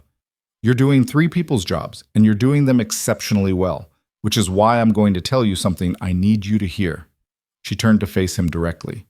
"You belong here, not because I gave you a chance, not because you got lucky, because you're brilliant at what you do, and this company is better with you in it. Don't let anyone, not Marcus Winters, not Tyler's parents, not that voice in your head that probably still sounds like every person who ever doubted you, make you question that. Understood?" Ethan's throat was tight. "Understood." "Good. Now go home. Spend the weekend with your son. Don't even think about work until Monday morning." She left, and Ethan sat there in his office, staring at the darkened window that reflected his own face back at him. He looked different than he had 3 weeks ago. Less haunted, less desperate, like someone who was finally starting to believe he might actually deserve the good things happening to him. He packed up his laptop and headed home. The weekend was quiet. Marcus seemed lighter somehow, like apologizing to Tyler and serving his suspension had lifted some weight off his shoulders. They went to the park Saturday afternoon, threw a football round, even though neither of them was particularly good at it, and ate ice cream while sitting on a bench watching other families do the same. "Dad?" Marcus said, chocolate ice cream smeared across his chin. "Thanks for not being mad at me about the fight." "I wasn't mad, buddy. I was worried. There's a difference." Tyler's dad was mad. I heard Principal Anderson talking to him on the phone. He was yelling so loud I could hear him from outside the office. Ethan felt his jaw tighten. Some people express themselves that way. It doesn't make them right. "Do you ever get mad? Like, really mad?" The question surprised him. Ethan thought about it, about rage and frustration, and all the times in the past 7 years when he'd wanted to scream at the universe for the unfairness of it all. Sarah dying, the medical bills, the evictions, the interviews that went nowhere, the constant grinding weight of trying to survive while raising a child alone. "Yeah," he said honestly, "I get mad. I got mad when your mom died and left us alone. I got mad every time someone looked at my resume and saw the gap and decided I wasn't worth hiring. I got mad when we got eviction notices because I couldn't afford rent and groceries at the same time." "What did you do?" "I let myself feel it, but I didn't let it make me mean. I didn't let it turn me into someone who hurt other people just because I was hurting. I used it to keep going, to keep trying, to keep believing that things could get better. He looked down at his son. Anger is just energy, Marcus. It's what you do with that energy that matters. You can use it to destroy things, or you can use it to build something better. Marcus nodded slowly, processing this with the seriousness of a child who'd been forced to grow up too fast. I want to build something better. Then that's what we'll do, together. They finished their ice cream and walked home as the sun set, painting the sky in shades of orange and purple. It was one of those perfect moments that felt fragile and precious, the kind Ethan wanted to bottle up and save for the hard days he knew were still coming. Monday brought those hard days faster than he expected. Ethan arrived at the office at 7:30 to find his email inbox flooded with messages marked urgent. The subject lines made his stomach drop. Security breach, unauthorized access, data compromise. He pulled up the logs with shaking hands, scanning through gigabytes of information while his coffee went cold on his desk. Someone had attempted to breach their firewall overnight. The attempt had been sophisticated, targeted, and almost successful. Almost. The new security protocols Ethan had implemented had stopped it. Barely. The two-factor authentication had created enough friction to slow the attack. The updated firewall had identified the intrusion attempt and locked it out. But it had been close. Too close. Ethan pulled up the source of the attack and felt his blood run cold. The attempt had originated from inside the building, from a terminal in the operations department, from Marcus Winters' office. He sat back in his chair, mind racing. It could be a coincidence. Someone could have used Marcus's computer without permission, or Marcus himself could have been compromised, his credentials stolen. But the timing was too perfect. The attack had come 3 days after Marcus had publicly opposed Ethan's security measures. 3 days after Lena had threatened to demote him. Ethan pulled out his phone and called Jennifer Cho. "We have a problem," he said when she answered. "I need you in my office. Now. And don't tell anyone else you're coming." Jennifer arrived within 10 minutes, her expression shifting from curious to alarmed as Ethan walked her through what he'd found. "Marcus Winters?" she said quietly. "You're sure? The logs don't lie. The breach attempt came from his terminal. Someone with his credentials tried to access our client database at 2:15 this morning. Could his credentials have been stolen? Possible, but unlikely. The attack was too targeted, too knowledgeable about our systems. Whoever did this knew exactly what they were looking for and how to get it. That suggests inside knowledge, advanced inside knowledge." Jennifer was quiet for a long moment, staring at the data on Ethan's screen. "What do you want to do?" "I want to confront him. But if I'm wrong, if this is somehow a mistake or a frame job, I'll have accused a senior executive of corporate espionage with nothing but circumstantial evidence. That could end my career here before it really starts. And if you're right and you don't act, the next attack might succeed. We could lose everything." Ethan rubbed his eyes, exhaustion and stress warring with the need to make the right call. "I need to talk to Lena before I do anything else. This is too big for me to handle alone." "Agreed. But Ethan, be careful. Marcus has allies in this building, powerful allies. If you accuse him without ironclad proof, they'll tear you apart." Ethan called Patricia and asked for an emergency meeting with Lena. She fit him in at 9, sliding him between a conference call and a board meeting. When he walked into her office with his laptop and the security logs, Lena took one look at his face and told her assistant to hold all calls. "What happened?" she asked, closing the door. Ethan told her. Everything. The breach attempt, the source, the timing. He showed her the logs, walked her through the technical details, laid out the evidence with methodical precision. When he finished, Lena sat back in her chair and was quiet for a long time. "You're certain it was his terminal?" she finally asked. "Certain. But I can't be certain it was him personally. Someone could have used his computer, stolen his credentials, framed him." "But you don't think so?" "No. I think he tried to sabotage my security overhaul by proving it doesn't work, by showing that even with all the new protocols, someone could still breach our systems. If he'd succeeded, it would have made me look incompetent, undermined everything I've built in the last 3 weeks." Lena's expression was unreadable. "That's a serious accusation." "I know. That's why I came to you first. If I'm wrong, I need you to tell me. If I'm right, I need you to back me up when this gets ugly. Because it will get ugly. It already is ugly. Lena stood, pacing to her window. Marcus has been with this company for 15 years. He's well-liked, well-connected. If we accuse him without absolute proof, the board will revolt. But if we ignore this and you're right, we're putting the entire company at risk.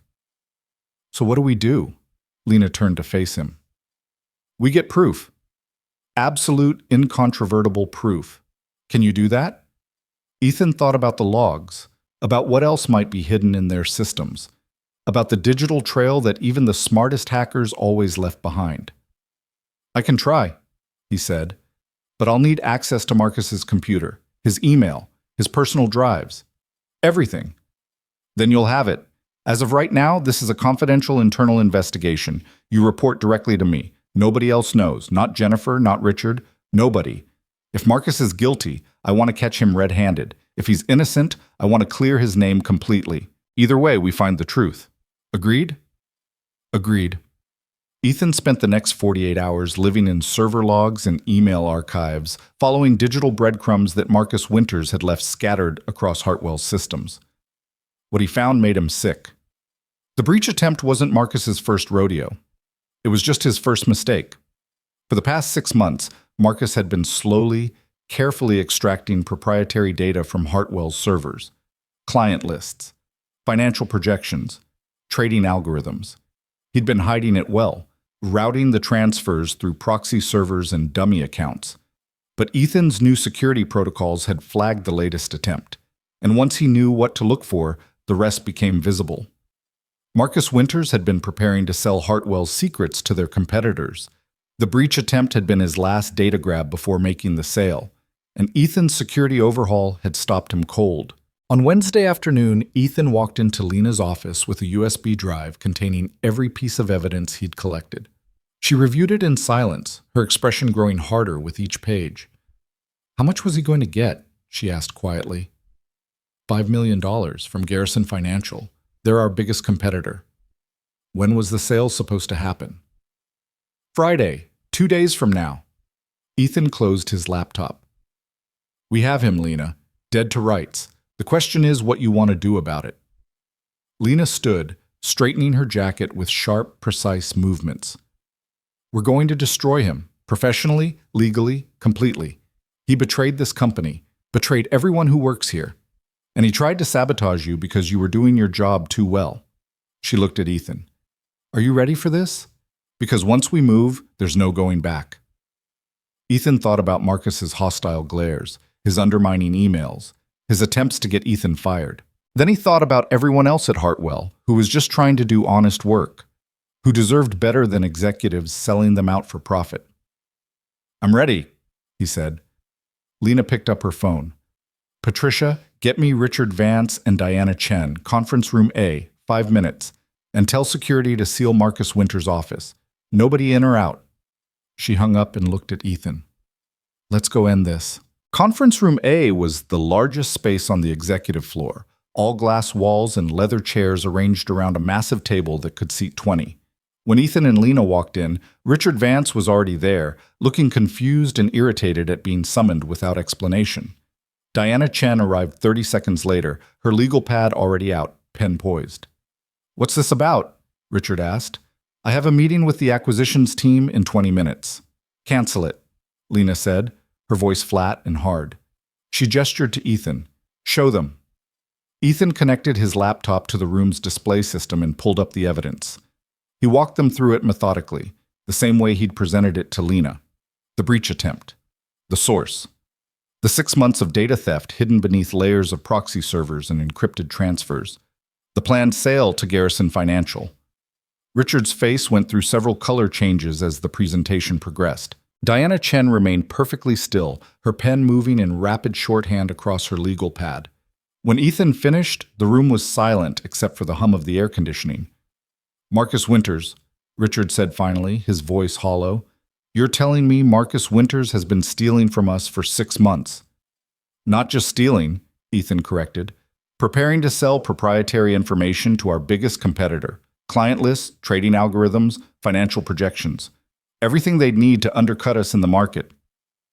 How much damage could this have done? Diana asked, still writing.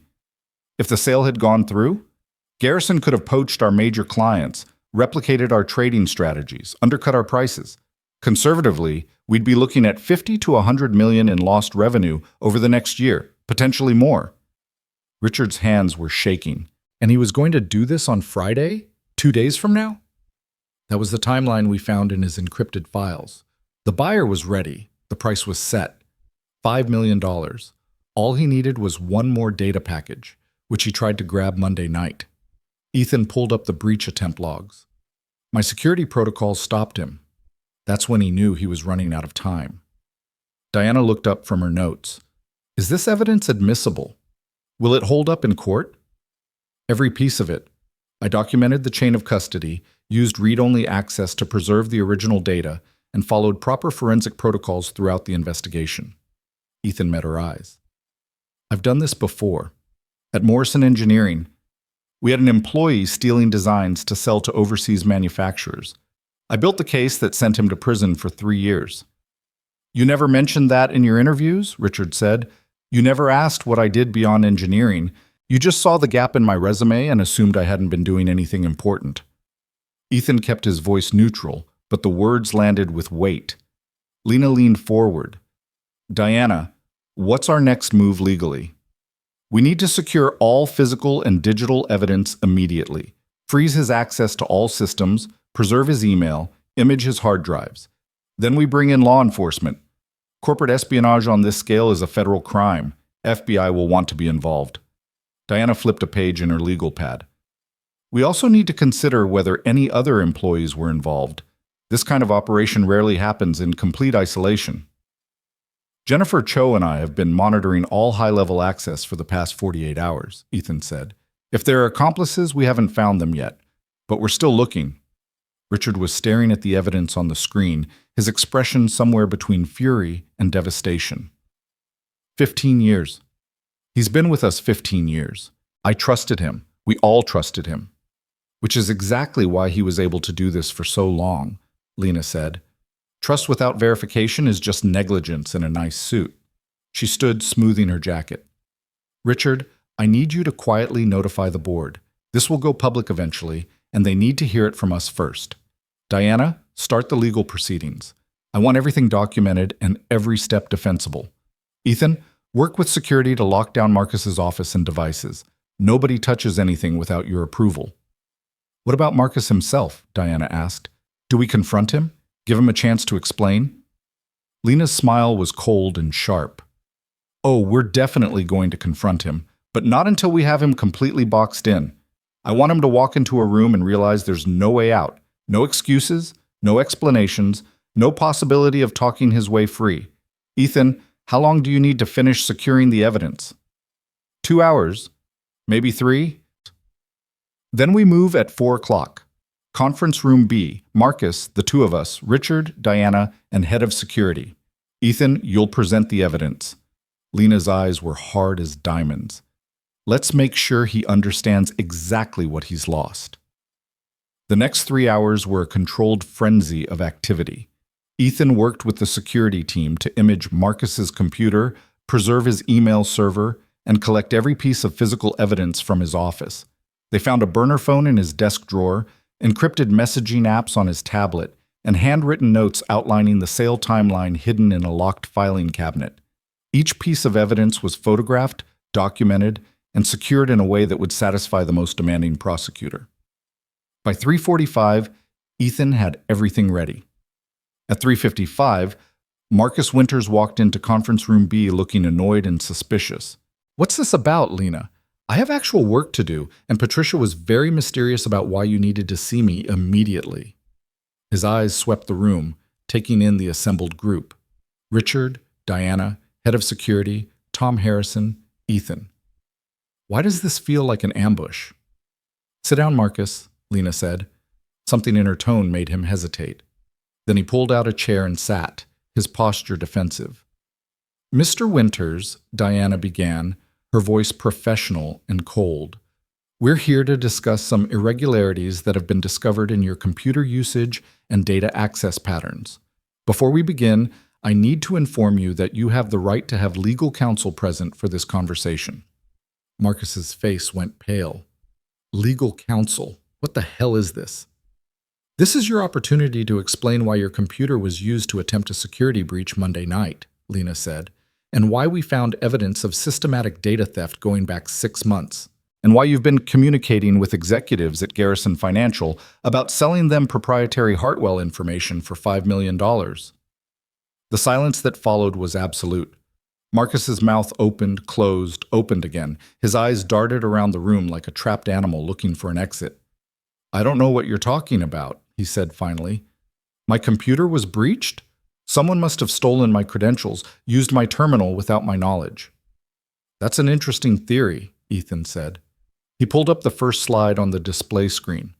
Unfortunately, the evidence suggests otherwise.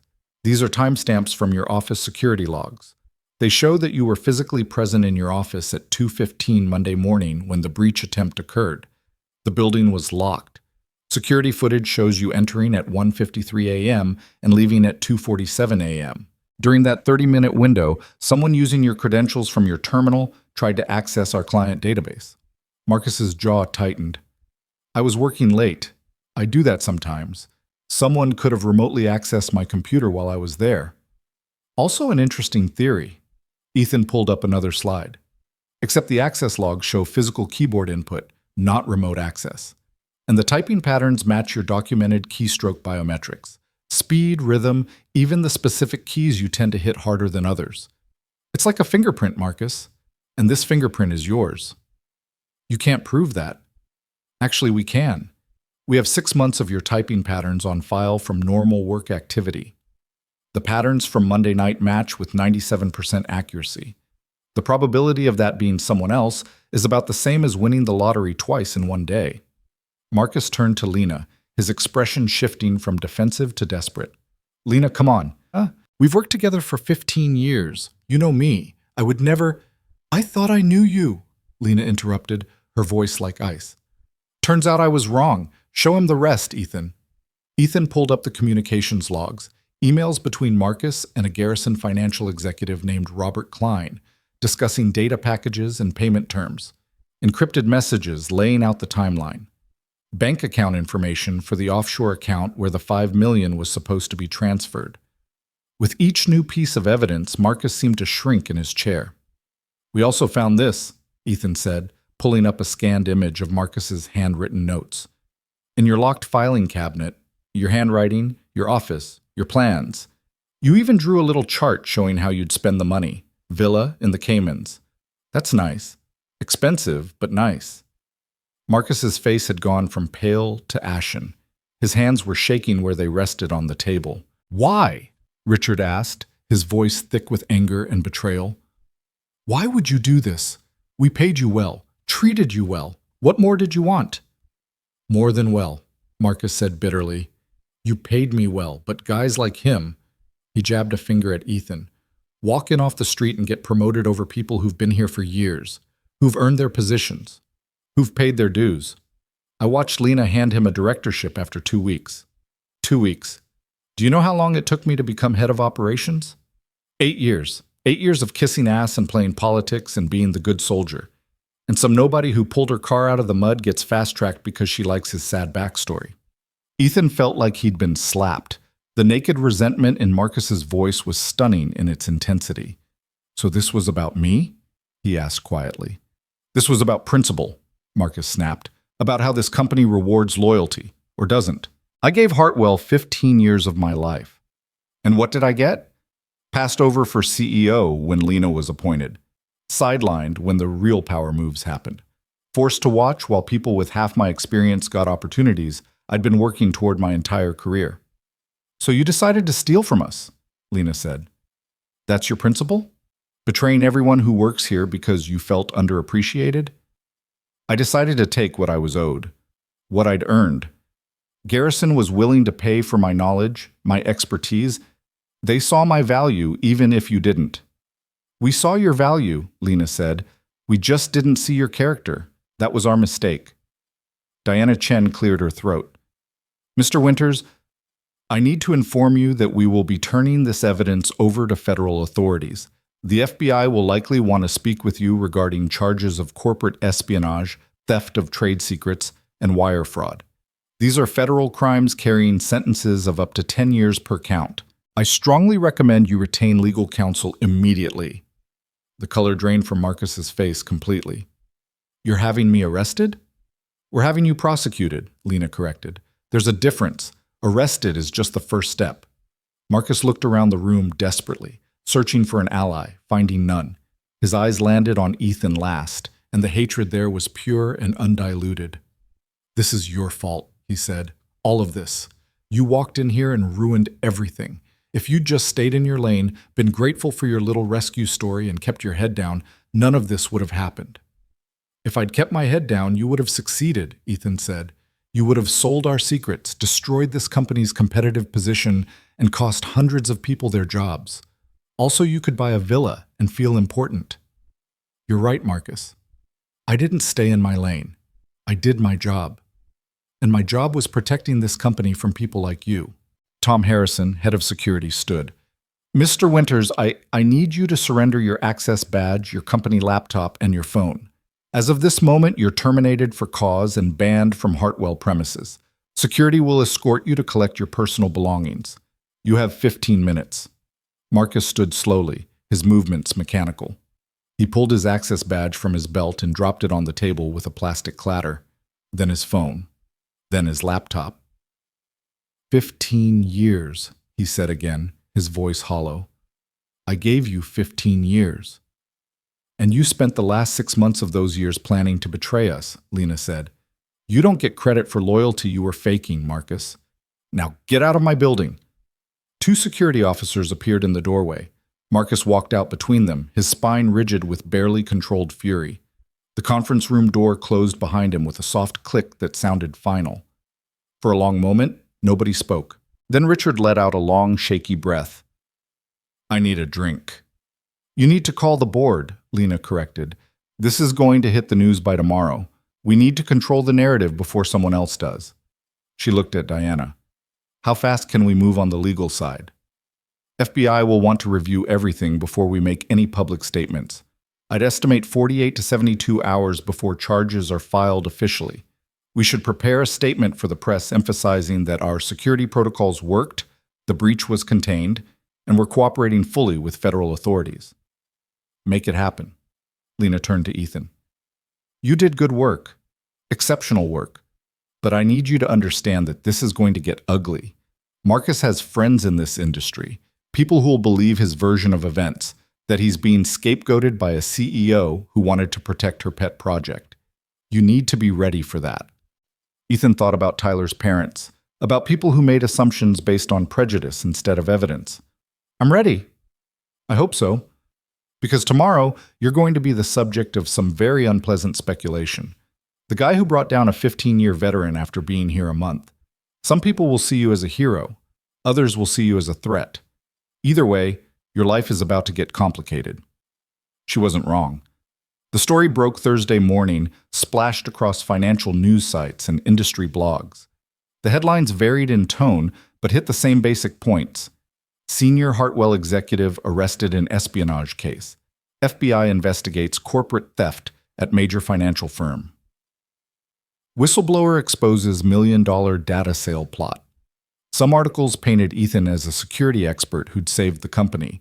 Others questioned whether a relative newcomer might have misinterpreted innocent behavior as criminal activity. A few suggested that Lena Hartwell was using the incident to consolidate power and eliminate internal opposition. The comment sections were predictably toxic. Ethan made the mistake of reading them during his lunch break and immediately regretted it. People who'd never met him, never seen the evidence, never worked at Hartwell, had very strong opinions about his motives, his competence, and his character. Some defended him. Many didn't. You're reading the comments, Jennifer Cho said, appearing in his office doorway with 2 cups of coffee. Never read the comments. Noted. Ethan closed his laptop and accepted the coffee gratefully. I thought catching a corporate spy would be less controversial. You embarrassed powerful people, made them look incompetent. That's always going to generate backlash. She sat down across from him. For what it's worth, everyone in my department thinks you're a hero. Marcus was a disaster waiting to happen. You just accelerated the timeline. Just tell that to the people calling me an opportunist who's using this to advance my own career. Those people are idiots. Ignore them. Jennifer sipped her coffee. How's Marcus doing? Your Marcus, I mean, with all the press attention? Ethan sighed. He doesn't really understand it yet. He knows I caught a bad guy at work, which he thinks is cool, but he's 8. He doesn't read financial news or understand corporate espionage. Lucky him. Yeah. Ethan's phone buzzed with another news alert. He ignored it. I got 3 interview requests this morning. Bloomberg, Wall Street Journal, some cybersecurity podcast. Lena's office is handling all of them with no comment. Apparently, I'm not allowed to talk to the press until the legal situation is resolved. Probably smart. Anything you say now could be used against us in court. Jennifer finished her coffee and stood. Try to get some actual work done today. I know it's hard with all this noise, but the best thing you can do is keep your head down and let the evidence speak for itself. She left, and Ethan tried to follow her advice. He buried himself in security audits and protocol updates, anything to keep his mind off the growing media circus. By the time 5 o'clock rolled around, he had a splitting headache and a desperate need to see his son. Marcus was waiting at the apartment with Mrs. Chen when Ethan got home, bouncing with barely contained excitement.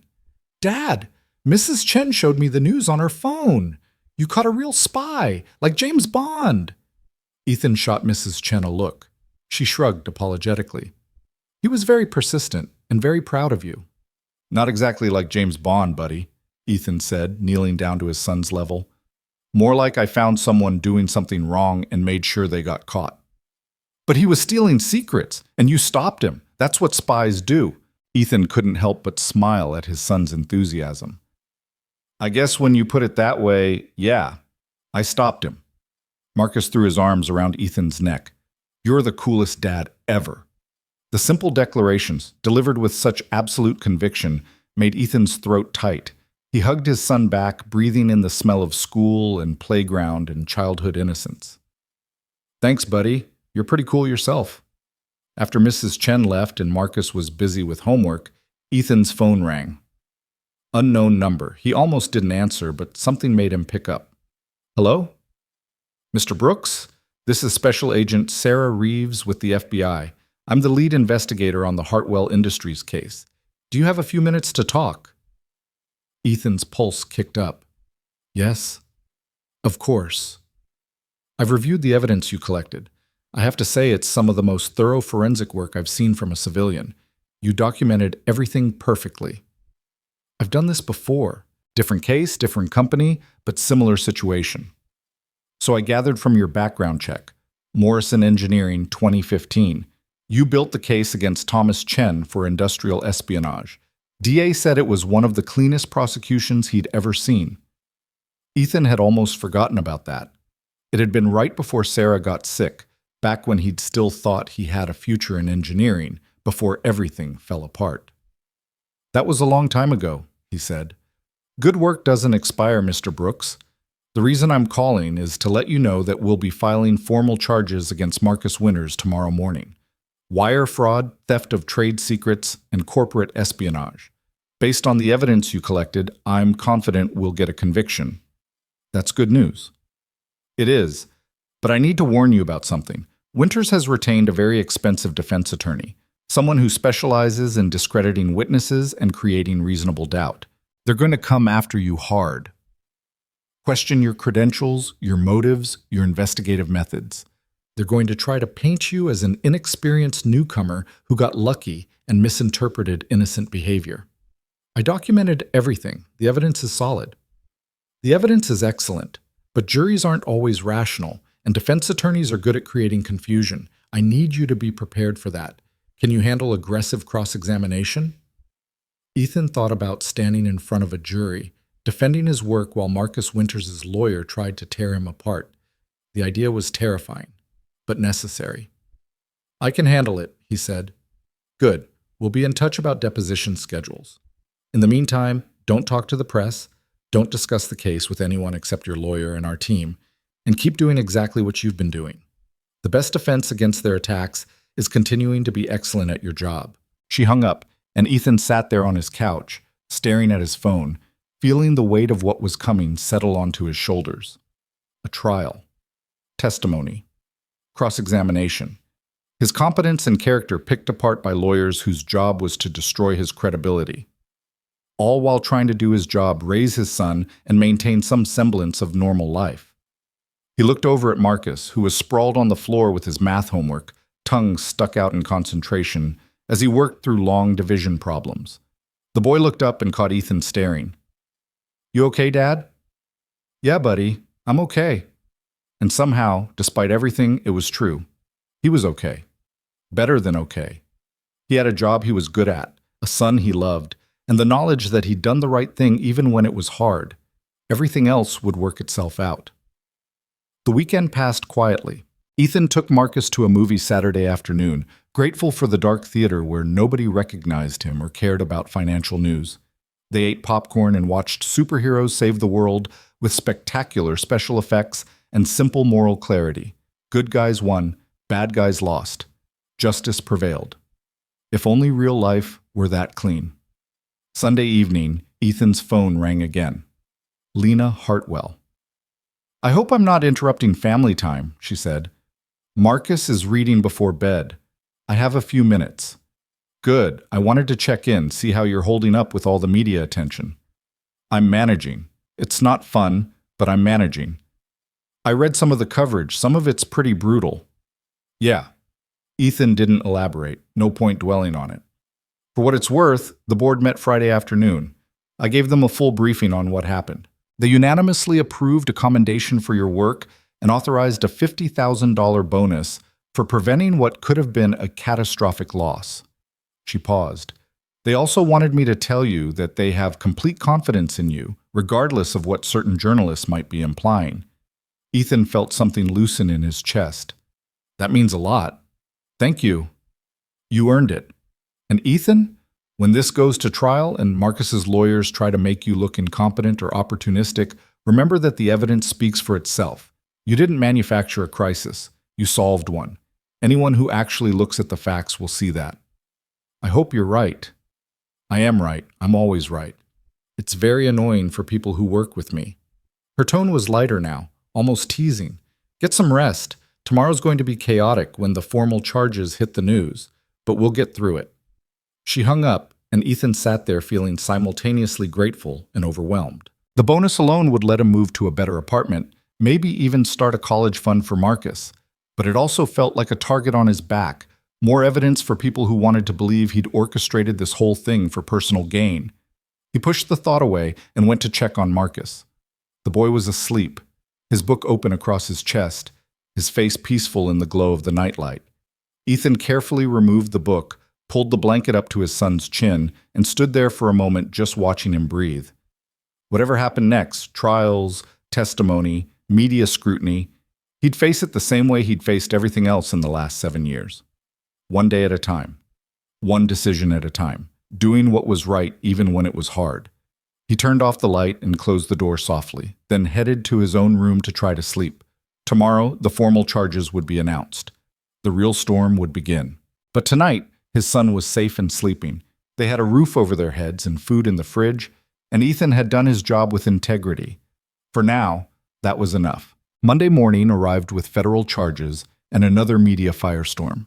Ethan saw the headlines while waiting for his coffee to brew, Marcus still asleep in the next room, the apartment quiet except for the gurgle of the coffee maker and the buzz of his phone with news alerts he was trying to ignore.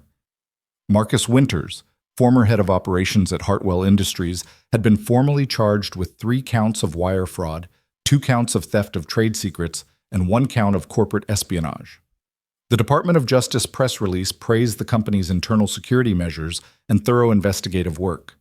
Ethan's name wasn't mentioned, but anyone following the story knew exactly who'd built the case. His phone rang before he'd finished his first cup. Patricia Voss. "Mr. Brooks, Ms. Hartwell wants you to know that we've received over 40 media requests for interviews this morning. We're declining all of them on your behalf, but you should be prepared for reporters potentially approaching you outside the building or at your son's school." Ethan's stomach dropped. At Marcus's school? It's a possibility. Some journalists have no boundaries when they're chasing a story. Ms. Hartwell has already contacted the school's principal to alert them to the situation. They've agreed to increase security and not release any information about your son to anyone claiming to be press. Thank you. I appreciate that. One more thing. The FBI wants to schedule your formal deposition for Thursday afternoon. Agent Reeves will call you directly to arrange the details. Ms. Hartwell says to take whatever time you need for that. And if you want company counsel present, we can arrange it. Ethan hung up and stared into his coffee, trying to process the fact that his life had become something requiring FBI depositions and school security protocols. 4 weeks ago, he'd been a man with nothing to lose. Now he had everything to lose, and the weight of it was almost crushing. He woke Marcus gently, got him dressed and fed, and drove him to school with one eye constantly checking the rearview mirror for anyone who might be following them. The school parking lot looked normal. Harried parents, sleepy children. The usual Monday morning chaos. But Ethan found himself scanning faces, looking for anyone who seemed too interested, too watchful. "Dad, you're being weird," Marcus observed as Ethan walked him to the front door instead of just dropping him at the curb like usual. "Just want to make sure you get in okay." "I'm not a baby. I can walk from the car to the door by myself." "Humor me, buddy." Marcus rolled his eyes with all the dramatic exasperation of an 8-year-old, but didn't argue further. They reached the entrance where Principal Anderson was greeting students. She caught Ethan's eye and gave him a subtle nod that said she understood the situation. "Have a good day," Ethan told his son. "I'll pick you up at 3. "You never pick me up. Mrs. Chen picks me up." "Today I'm picking you up, okay?" Marcus studied his father's face with those two old eyes. "Is everything okay?" Ethan knelt down, adjusting his son's backpack straps. "Everything's fine. I just want to spend some extra time with you this week. That okay?" "Yeah, that's okay." Marcus hugged him quickly, then ran inside to join his friends.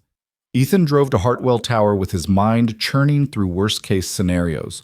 Reporters at the school, his son's picture in the news. Marcus, his Marcus, becoming collateral damage in a story about corporate espionage and legal battles. The lobby was crawling with security when he arrived. Tom Harrison had clearly taken the threat of media intrusion seriously. Ethan badged through and headed to the elevators, nodding at the 2 additional guards stationed there. The 53rd floor felt different when he stepped off. Quieter. People looked at him differently now, some with admiration, some with wariness, some with the kind of curiosity usually reserved for celebrities or disaster survivors. He was the man who'd brought down Marcus Winters. The hero or the troublemaker, depending on who you asked. Jennifer Cho was waiting at his office. "How are you holding up?" "I've had better Mondays." Ethan unlocked his door and they both went inside. "What's the temperature in the building?" "Mixed. Most people think you did the right thing. Some think the company overreacted. A few think Marcus got railroaded by someone trying to make a name for himself." She shrugged. "Corporate politics?" "Everyone has an opinion." "Great. But the security team is 100% behind you. We all know what could have happened if you hadn't caught this. 50 million in losses, maybe more. Clients jumping ship. Reputation destroyed. You saved this company, Ethan. Don't let the noise make you forget that." Her words helped, but they didn't erase the knot of anxiety in his stomach. Ethan spent the morning working on security audits, trying to focus on the technical details that had always been his refuge. Code didn't have opinions. Systems didn't judge. Problems either had solutions or they didn't. At noon, Lena summoned him to her office. She was standing by her window when he arrived, looking out at the city with her arms crossed. The pose was becoming familiar. Lena processing stress by staring at the skyline, as if the view could provide answers the people around her couldn't. "The DA called this morning," she said without turning around. "They want you to testify at the grand jury hearing next month. Help them secure the indictment." Agent Reeves mentioned that might happen. "Are you prepared for that? It's not going to be easy.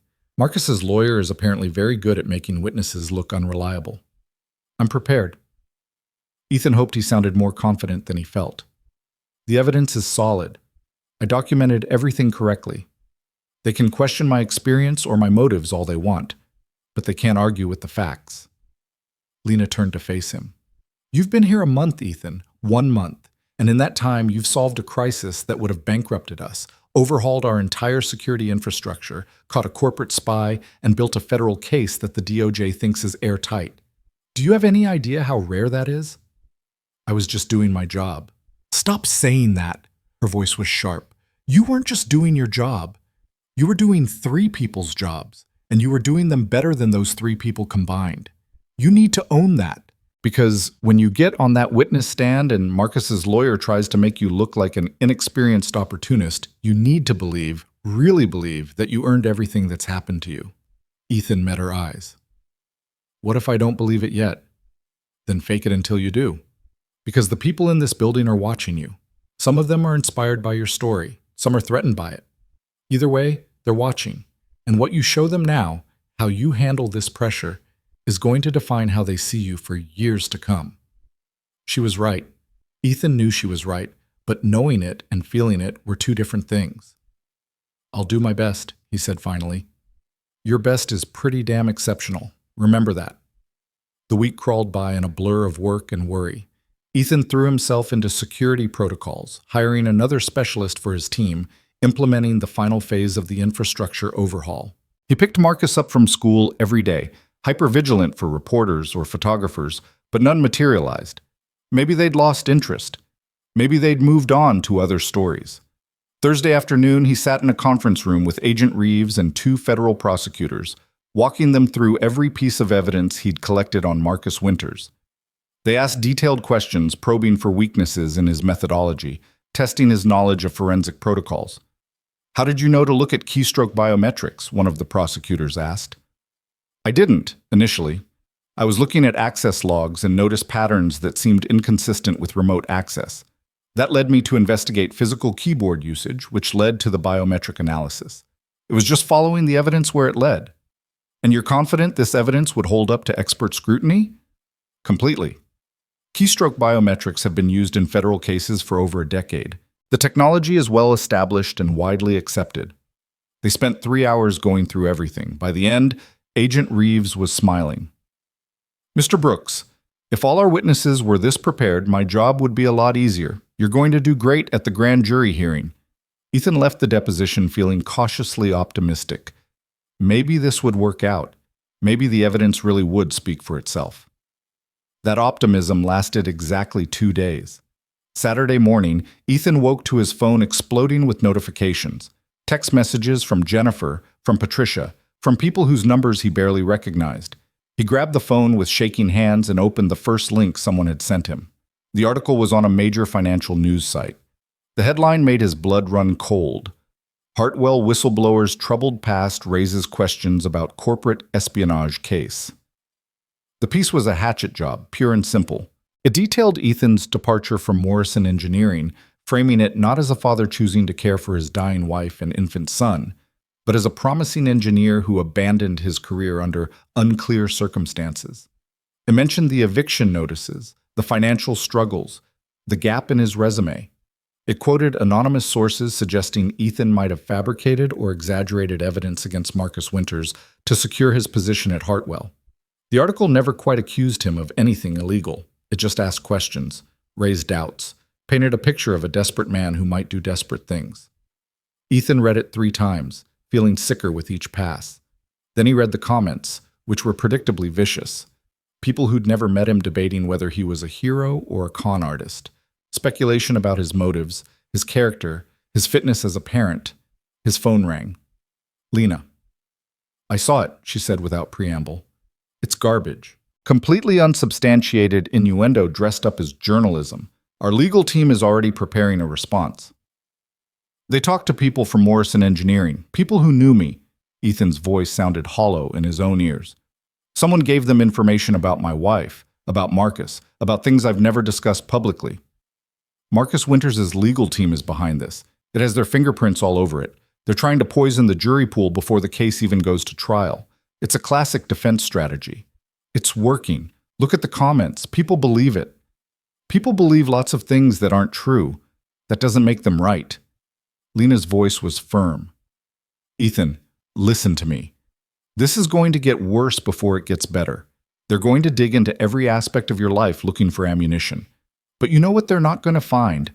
Any actual evidence that you did anything wrong. Because you didn't.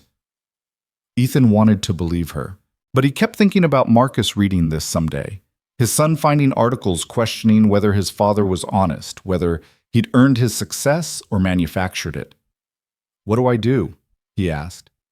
"You keep doing your job. You prepare for the grand jury hearing. You let our lawyers handle the media. And you remember that the truth matters more than speculation."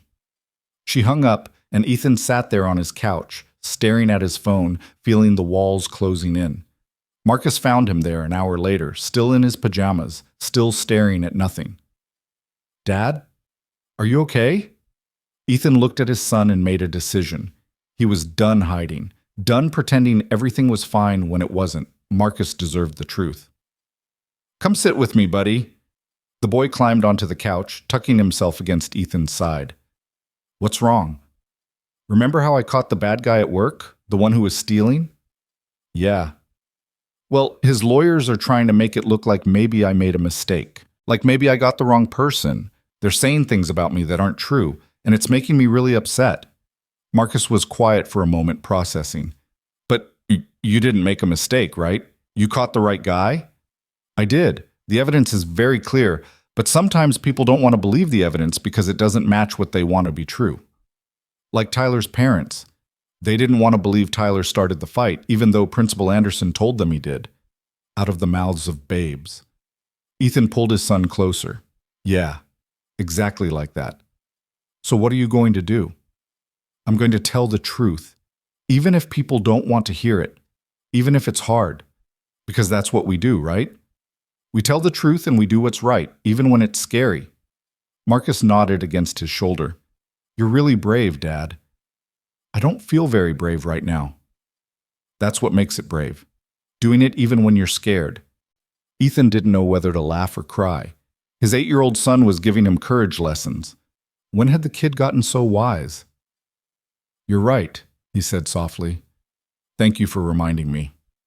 They spent the rest of the weekend together, deliberately avoiding news and social media. They went to the park, played video games, made elaborate dinners that were more fun than delicious. Ethan tried to be present, to focus on his son instead of the storm brewing around them. Monday brought another article, this one questioning whether Hartwell Industries had rushed to judgment to protect their new security director. Tuesday brought a blog post from a former Morrison engineering colleague claiming Ethan had always been overly ambitious and willing to cut corners. By Wednesday, Ethan was numb to it. The attacks kept coming, but they all said the same thing in different words. He was desperate, opportunistic, possibly dishonest. The accusations never quite crossed the line into libel. The lawyers were too smart for that. But the implication was clear. Thursday morning, he got a call from Agent Reeves. "I need you to stay calm," she said. "Marcus Winter's defense team has filed a motion to exclude your testimony from the grand jury hearing. They're arguing that you lack the proper credentials to conduct a forensic investigation and that your evidence should be considered tainted." Ethan's hand tightened on the phone. "Can they do that?" "They can try. The judge will rule on the motion Friday afternoon. But Mr. Brooks, I want you to understand something. This is a Hail Mary. They know your evidence is solid. They know they're going to lose at trial if we get that far.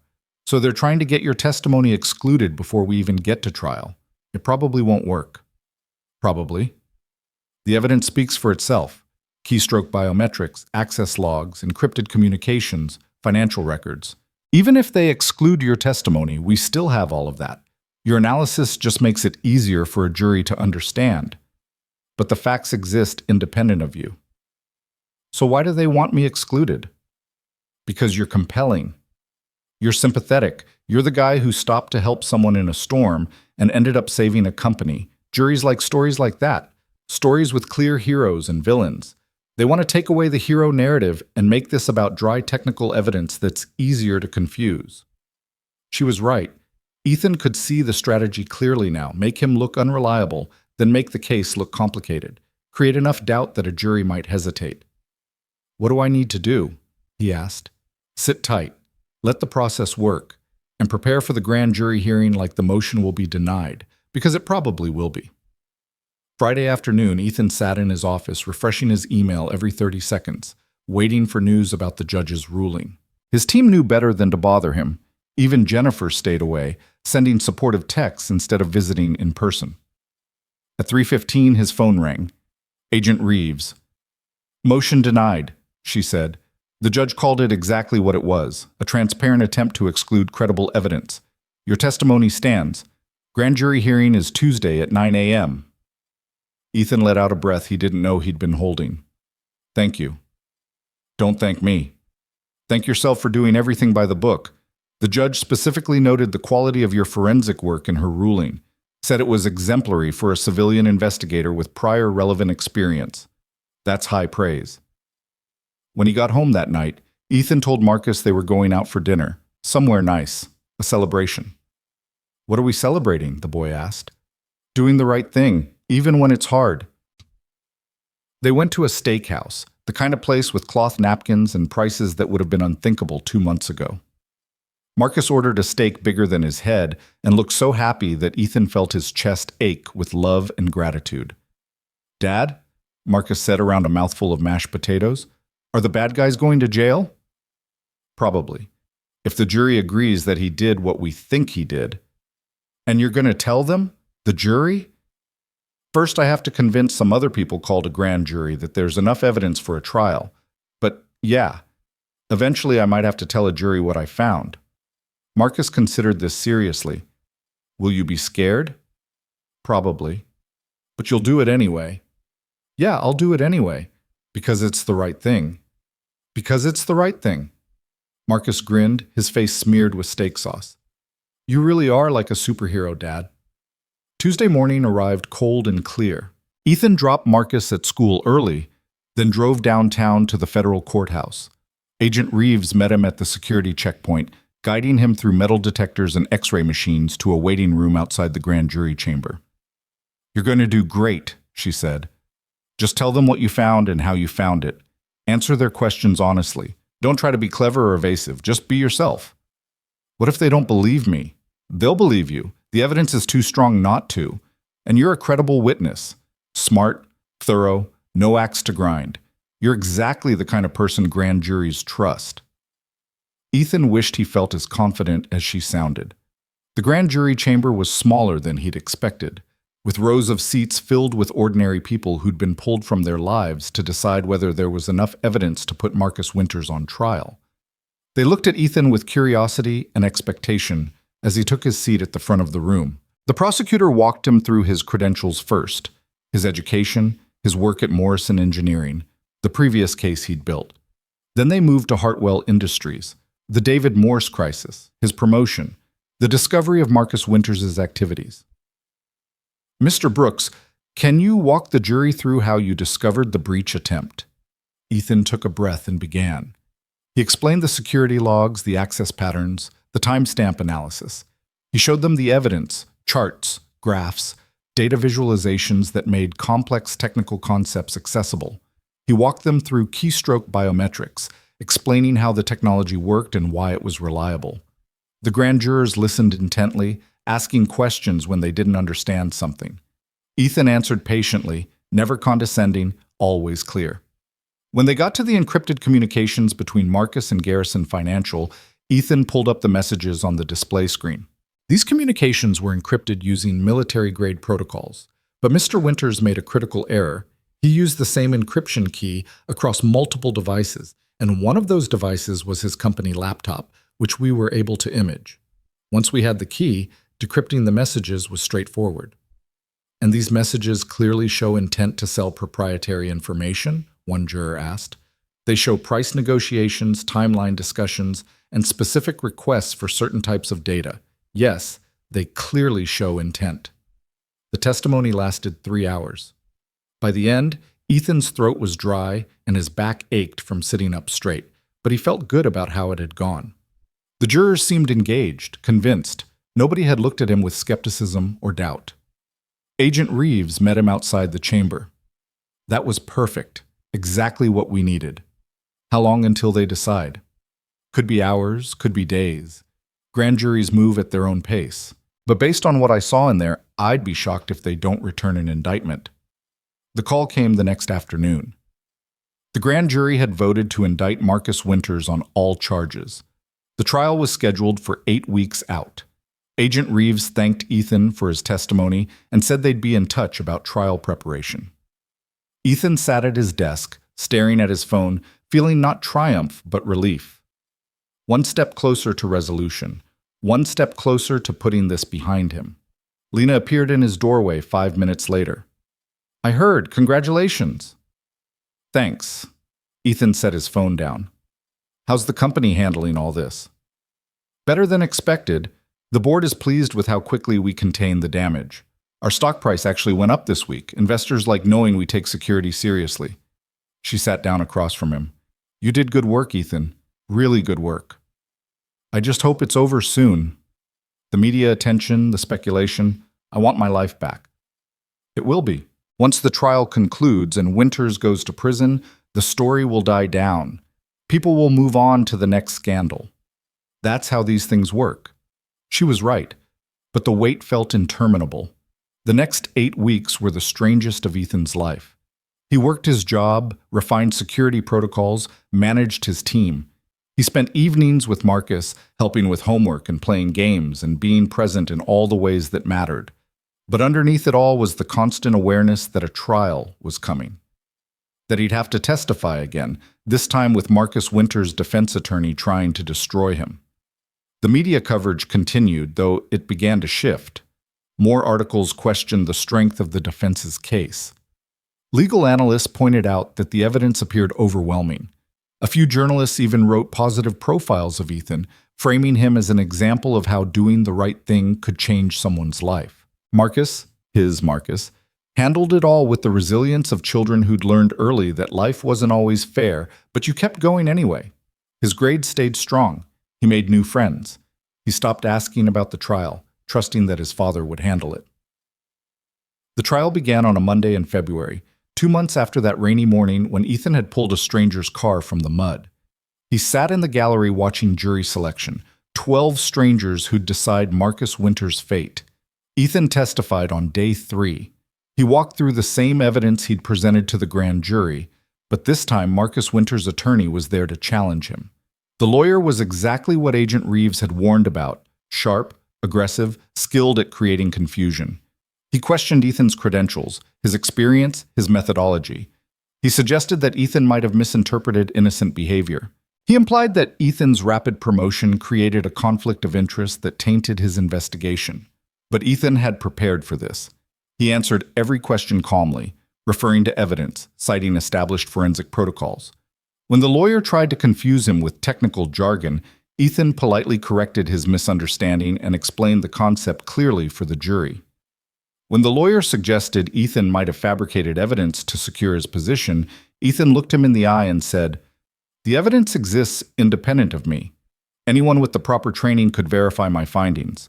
The timestamps, the access logs, the encrypted communications, they're all real, they're all documented, and they all point to the same conclusion.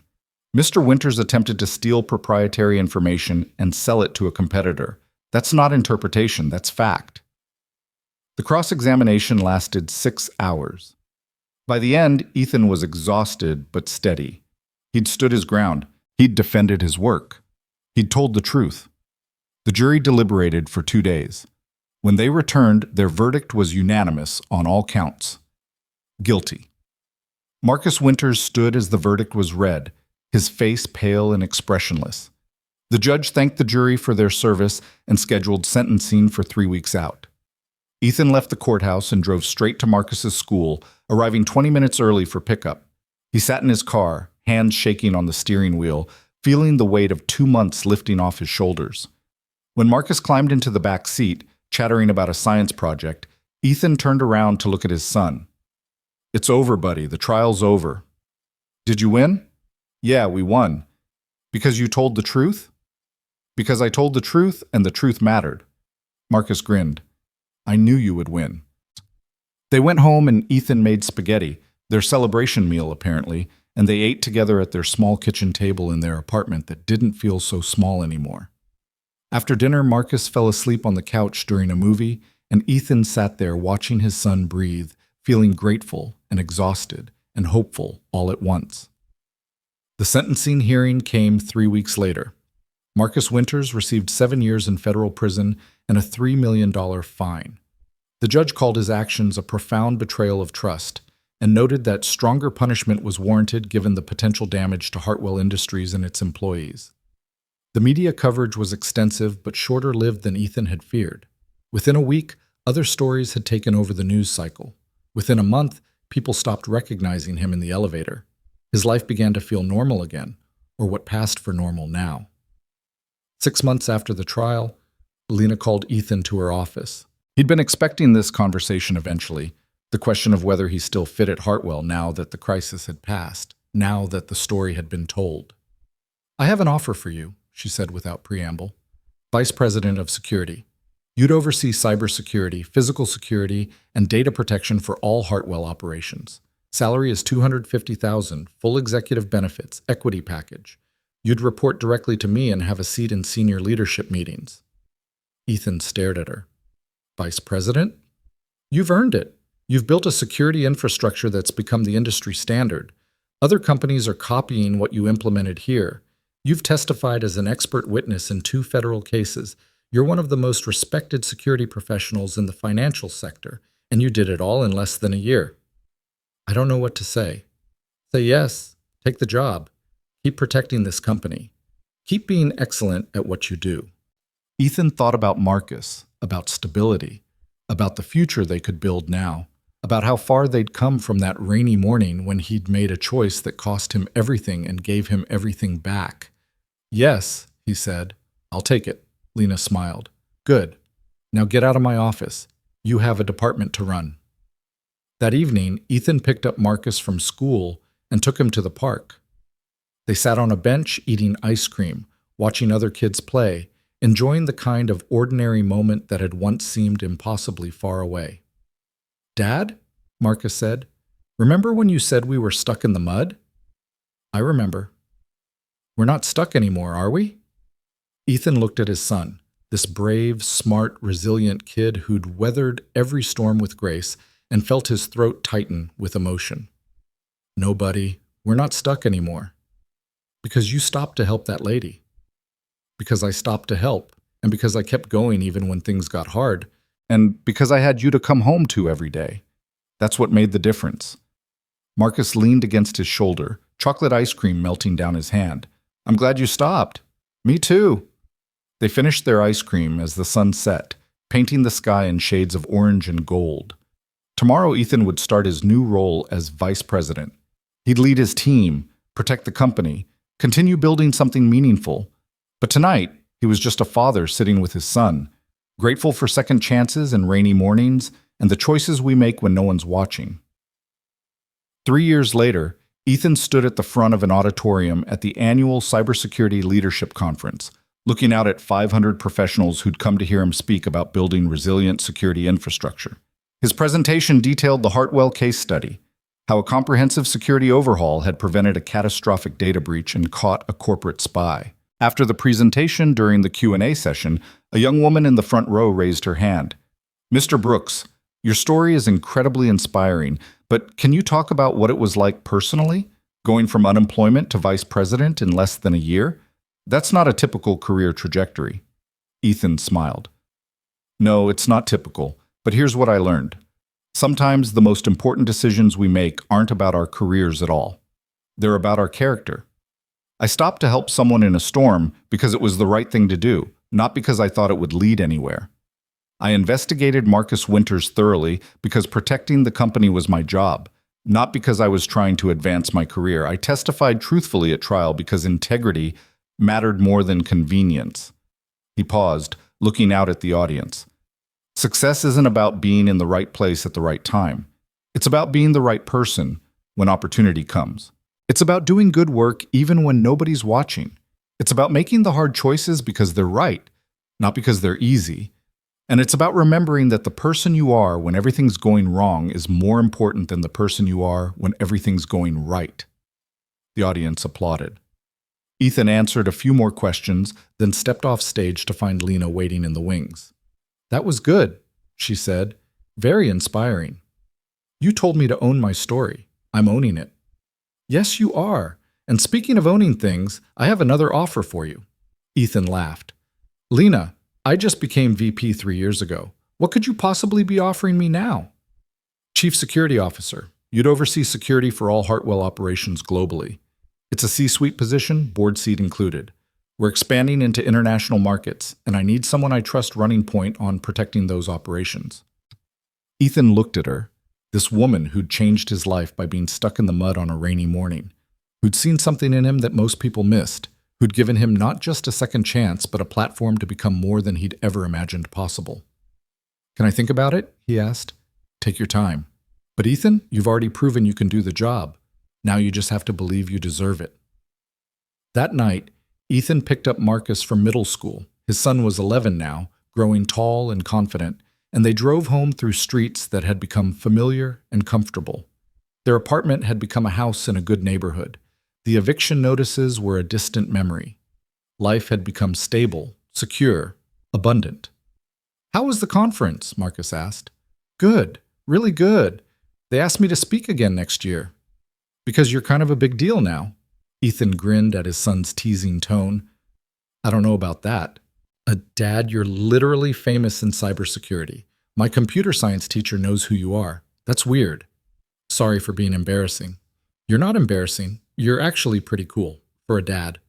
Marcus paused. Also, Lena offered you another promotion, didn't she? How did you know that? Because she always does, and you always act all surprised like you don't deserve it.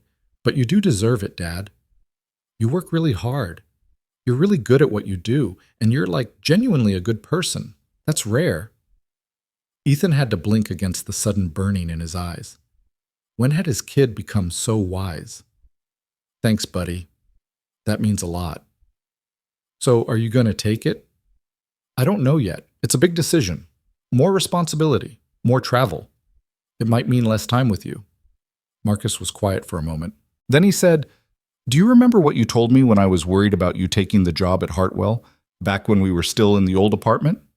What did I tell you? You said that sometimes the right thing to do is scary, but you do it anyway because that's what makes it right. This promotion scares you because you don't want to mess up, and you don't want to be away from me more. But I think you should take it, because you'll be amazing at it. And I'm not a little kid anymore. I'll be okay if you travel sometimes. Ethan pulled the car over and turned to look at his son, this incredible human he'd raised through grief and poverty and uncertainty. This kid who'd learned resilience and wisdom and compassion, not from lectures, but from watching his father navigate impossible choices with integrity. When did you get so smart? He asked. Marcus grinned. I learned from the best. 2 weeks later, Ethan accepted the position of Chief Security Officer.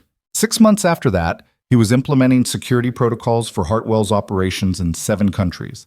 A year after that, he was testifying before Congress about corporate cybersecurity best practices, his expertise sought by governments and corporations worldwide. But the accomplishment he was most proud of had nothing to do with titles or recognition. It was Marcus thriving in school, confident and kind, already talking about studying computer science in college. It was the home they'd built together, stable and full of laughter. It was the knowledge that when his son looked at him, he saw a father who'd faced impossible odds and refused to give up. On the 5-year anniversary of that rainy morning, Ethan drove past the old industrial road where he'd pulled Lena's car from the mud. The area had been redeveloped, new buildings, new businesses, barely recognizable from that desperate morning when he'd made a choice that changed everything. He stopped the car at the turnout where Lena had been stuck, now paved and landscaped. For a moment, he just sat there, remembering. The rain, the fear, the interview he'd missed, the woman who'd turned out to be his salvation. His phone buzzed. A text from Marcus. Don't forget parent-teacher conference tonight at 6. Also, I aced my CS midterm. You're welcome for being awesome. Ethan laughed and texted back. Congratulations on the midterm. I'll be there at 6. Love you, buddy. He pulled back onto the road and headed home, the setting sun painting the sky in familiar shades of gold. 5 years ago, he'd been a man with nothing to lose, making a choice in the rain because it was right, not because it was smart. That choice had cost him an interview, but given him a future. It had destroyed one path but created another. It had proven that sometimes the moments that feel like endings are actually beginnings in disguise. Ethan Brooks had stopped to help a stranger in a storm, and in doing so, he'd found his way out of the mud and into a life he'd never dared to dream possible. Not because he'd gotten lucky, though luck had played a role, but because when it mattered most, he'd chosen character over convenience, integrity over opportunity, and kindness over self-preservation. Those choices had made all the difference.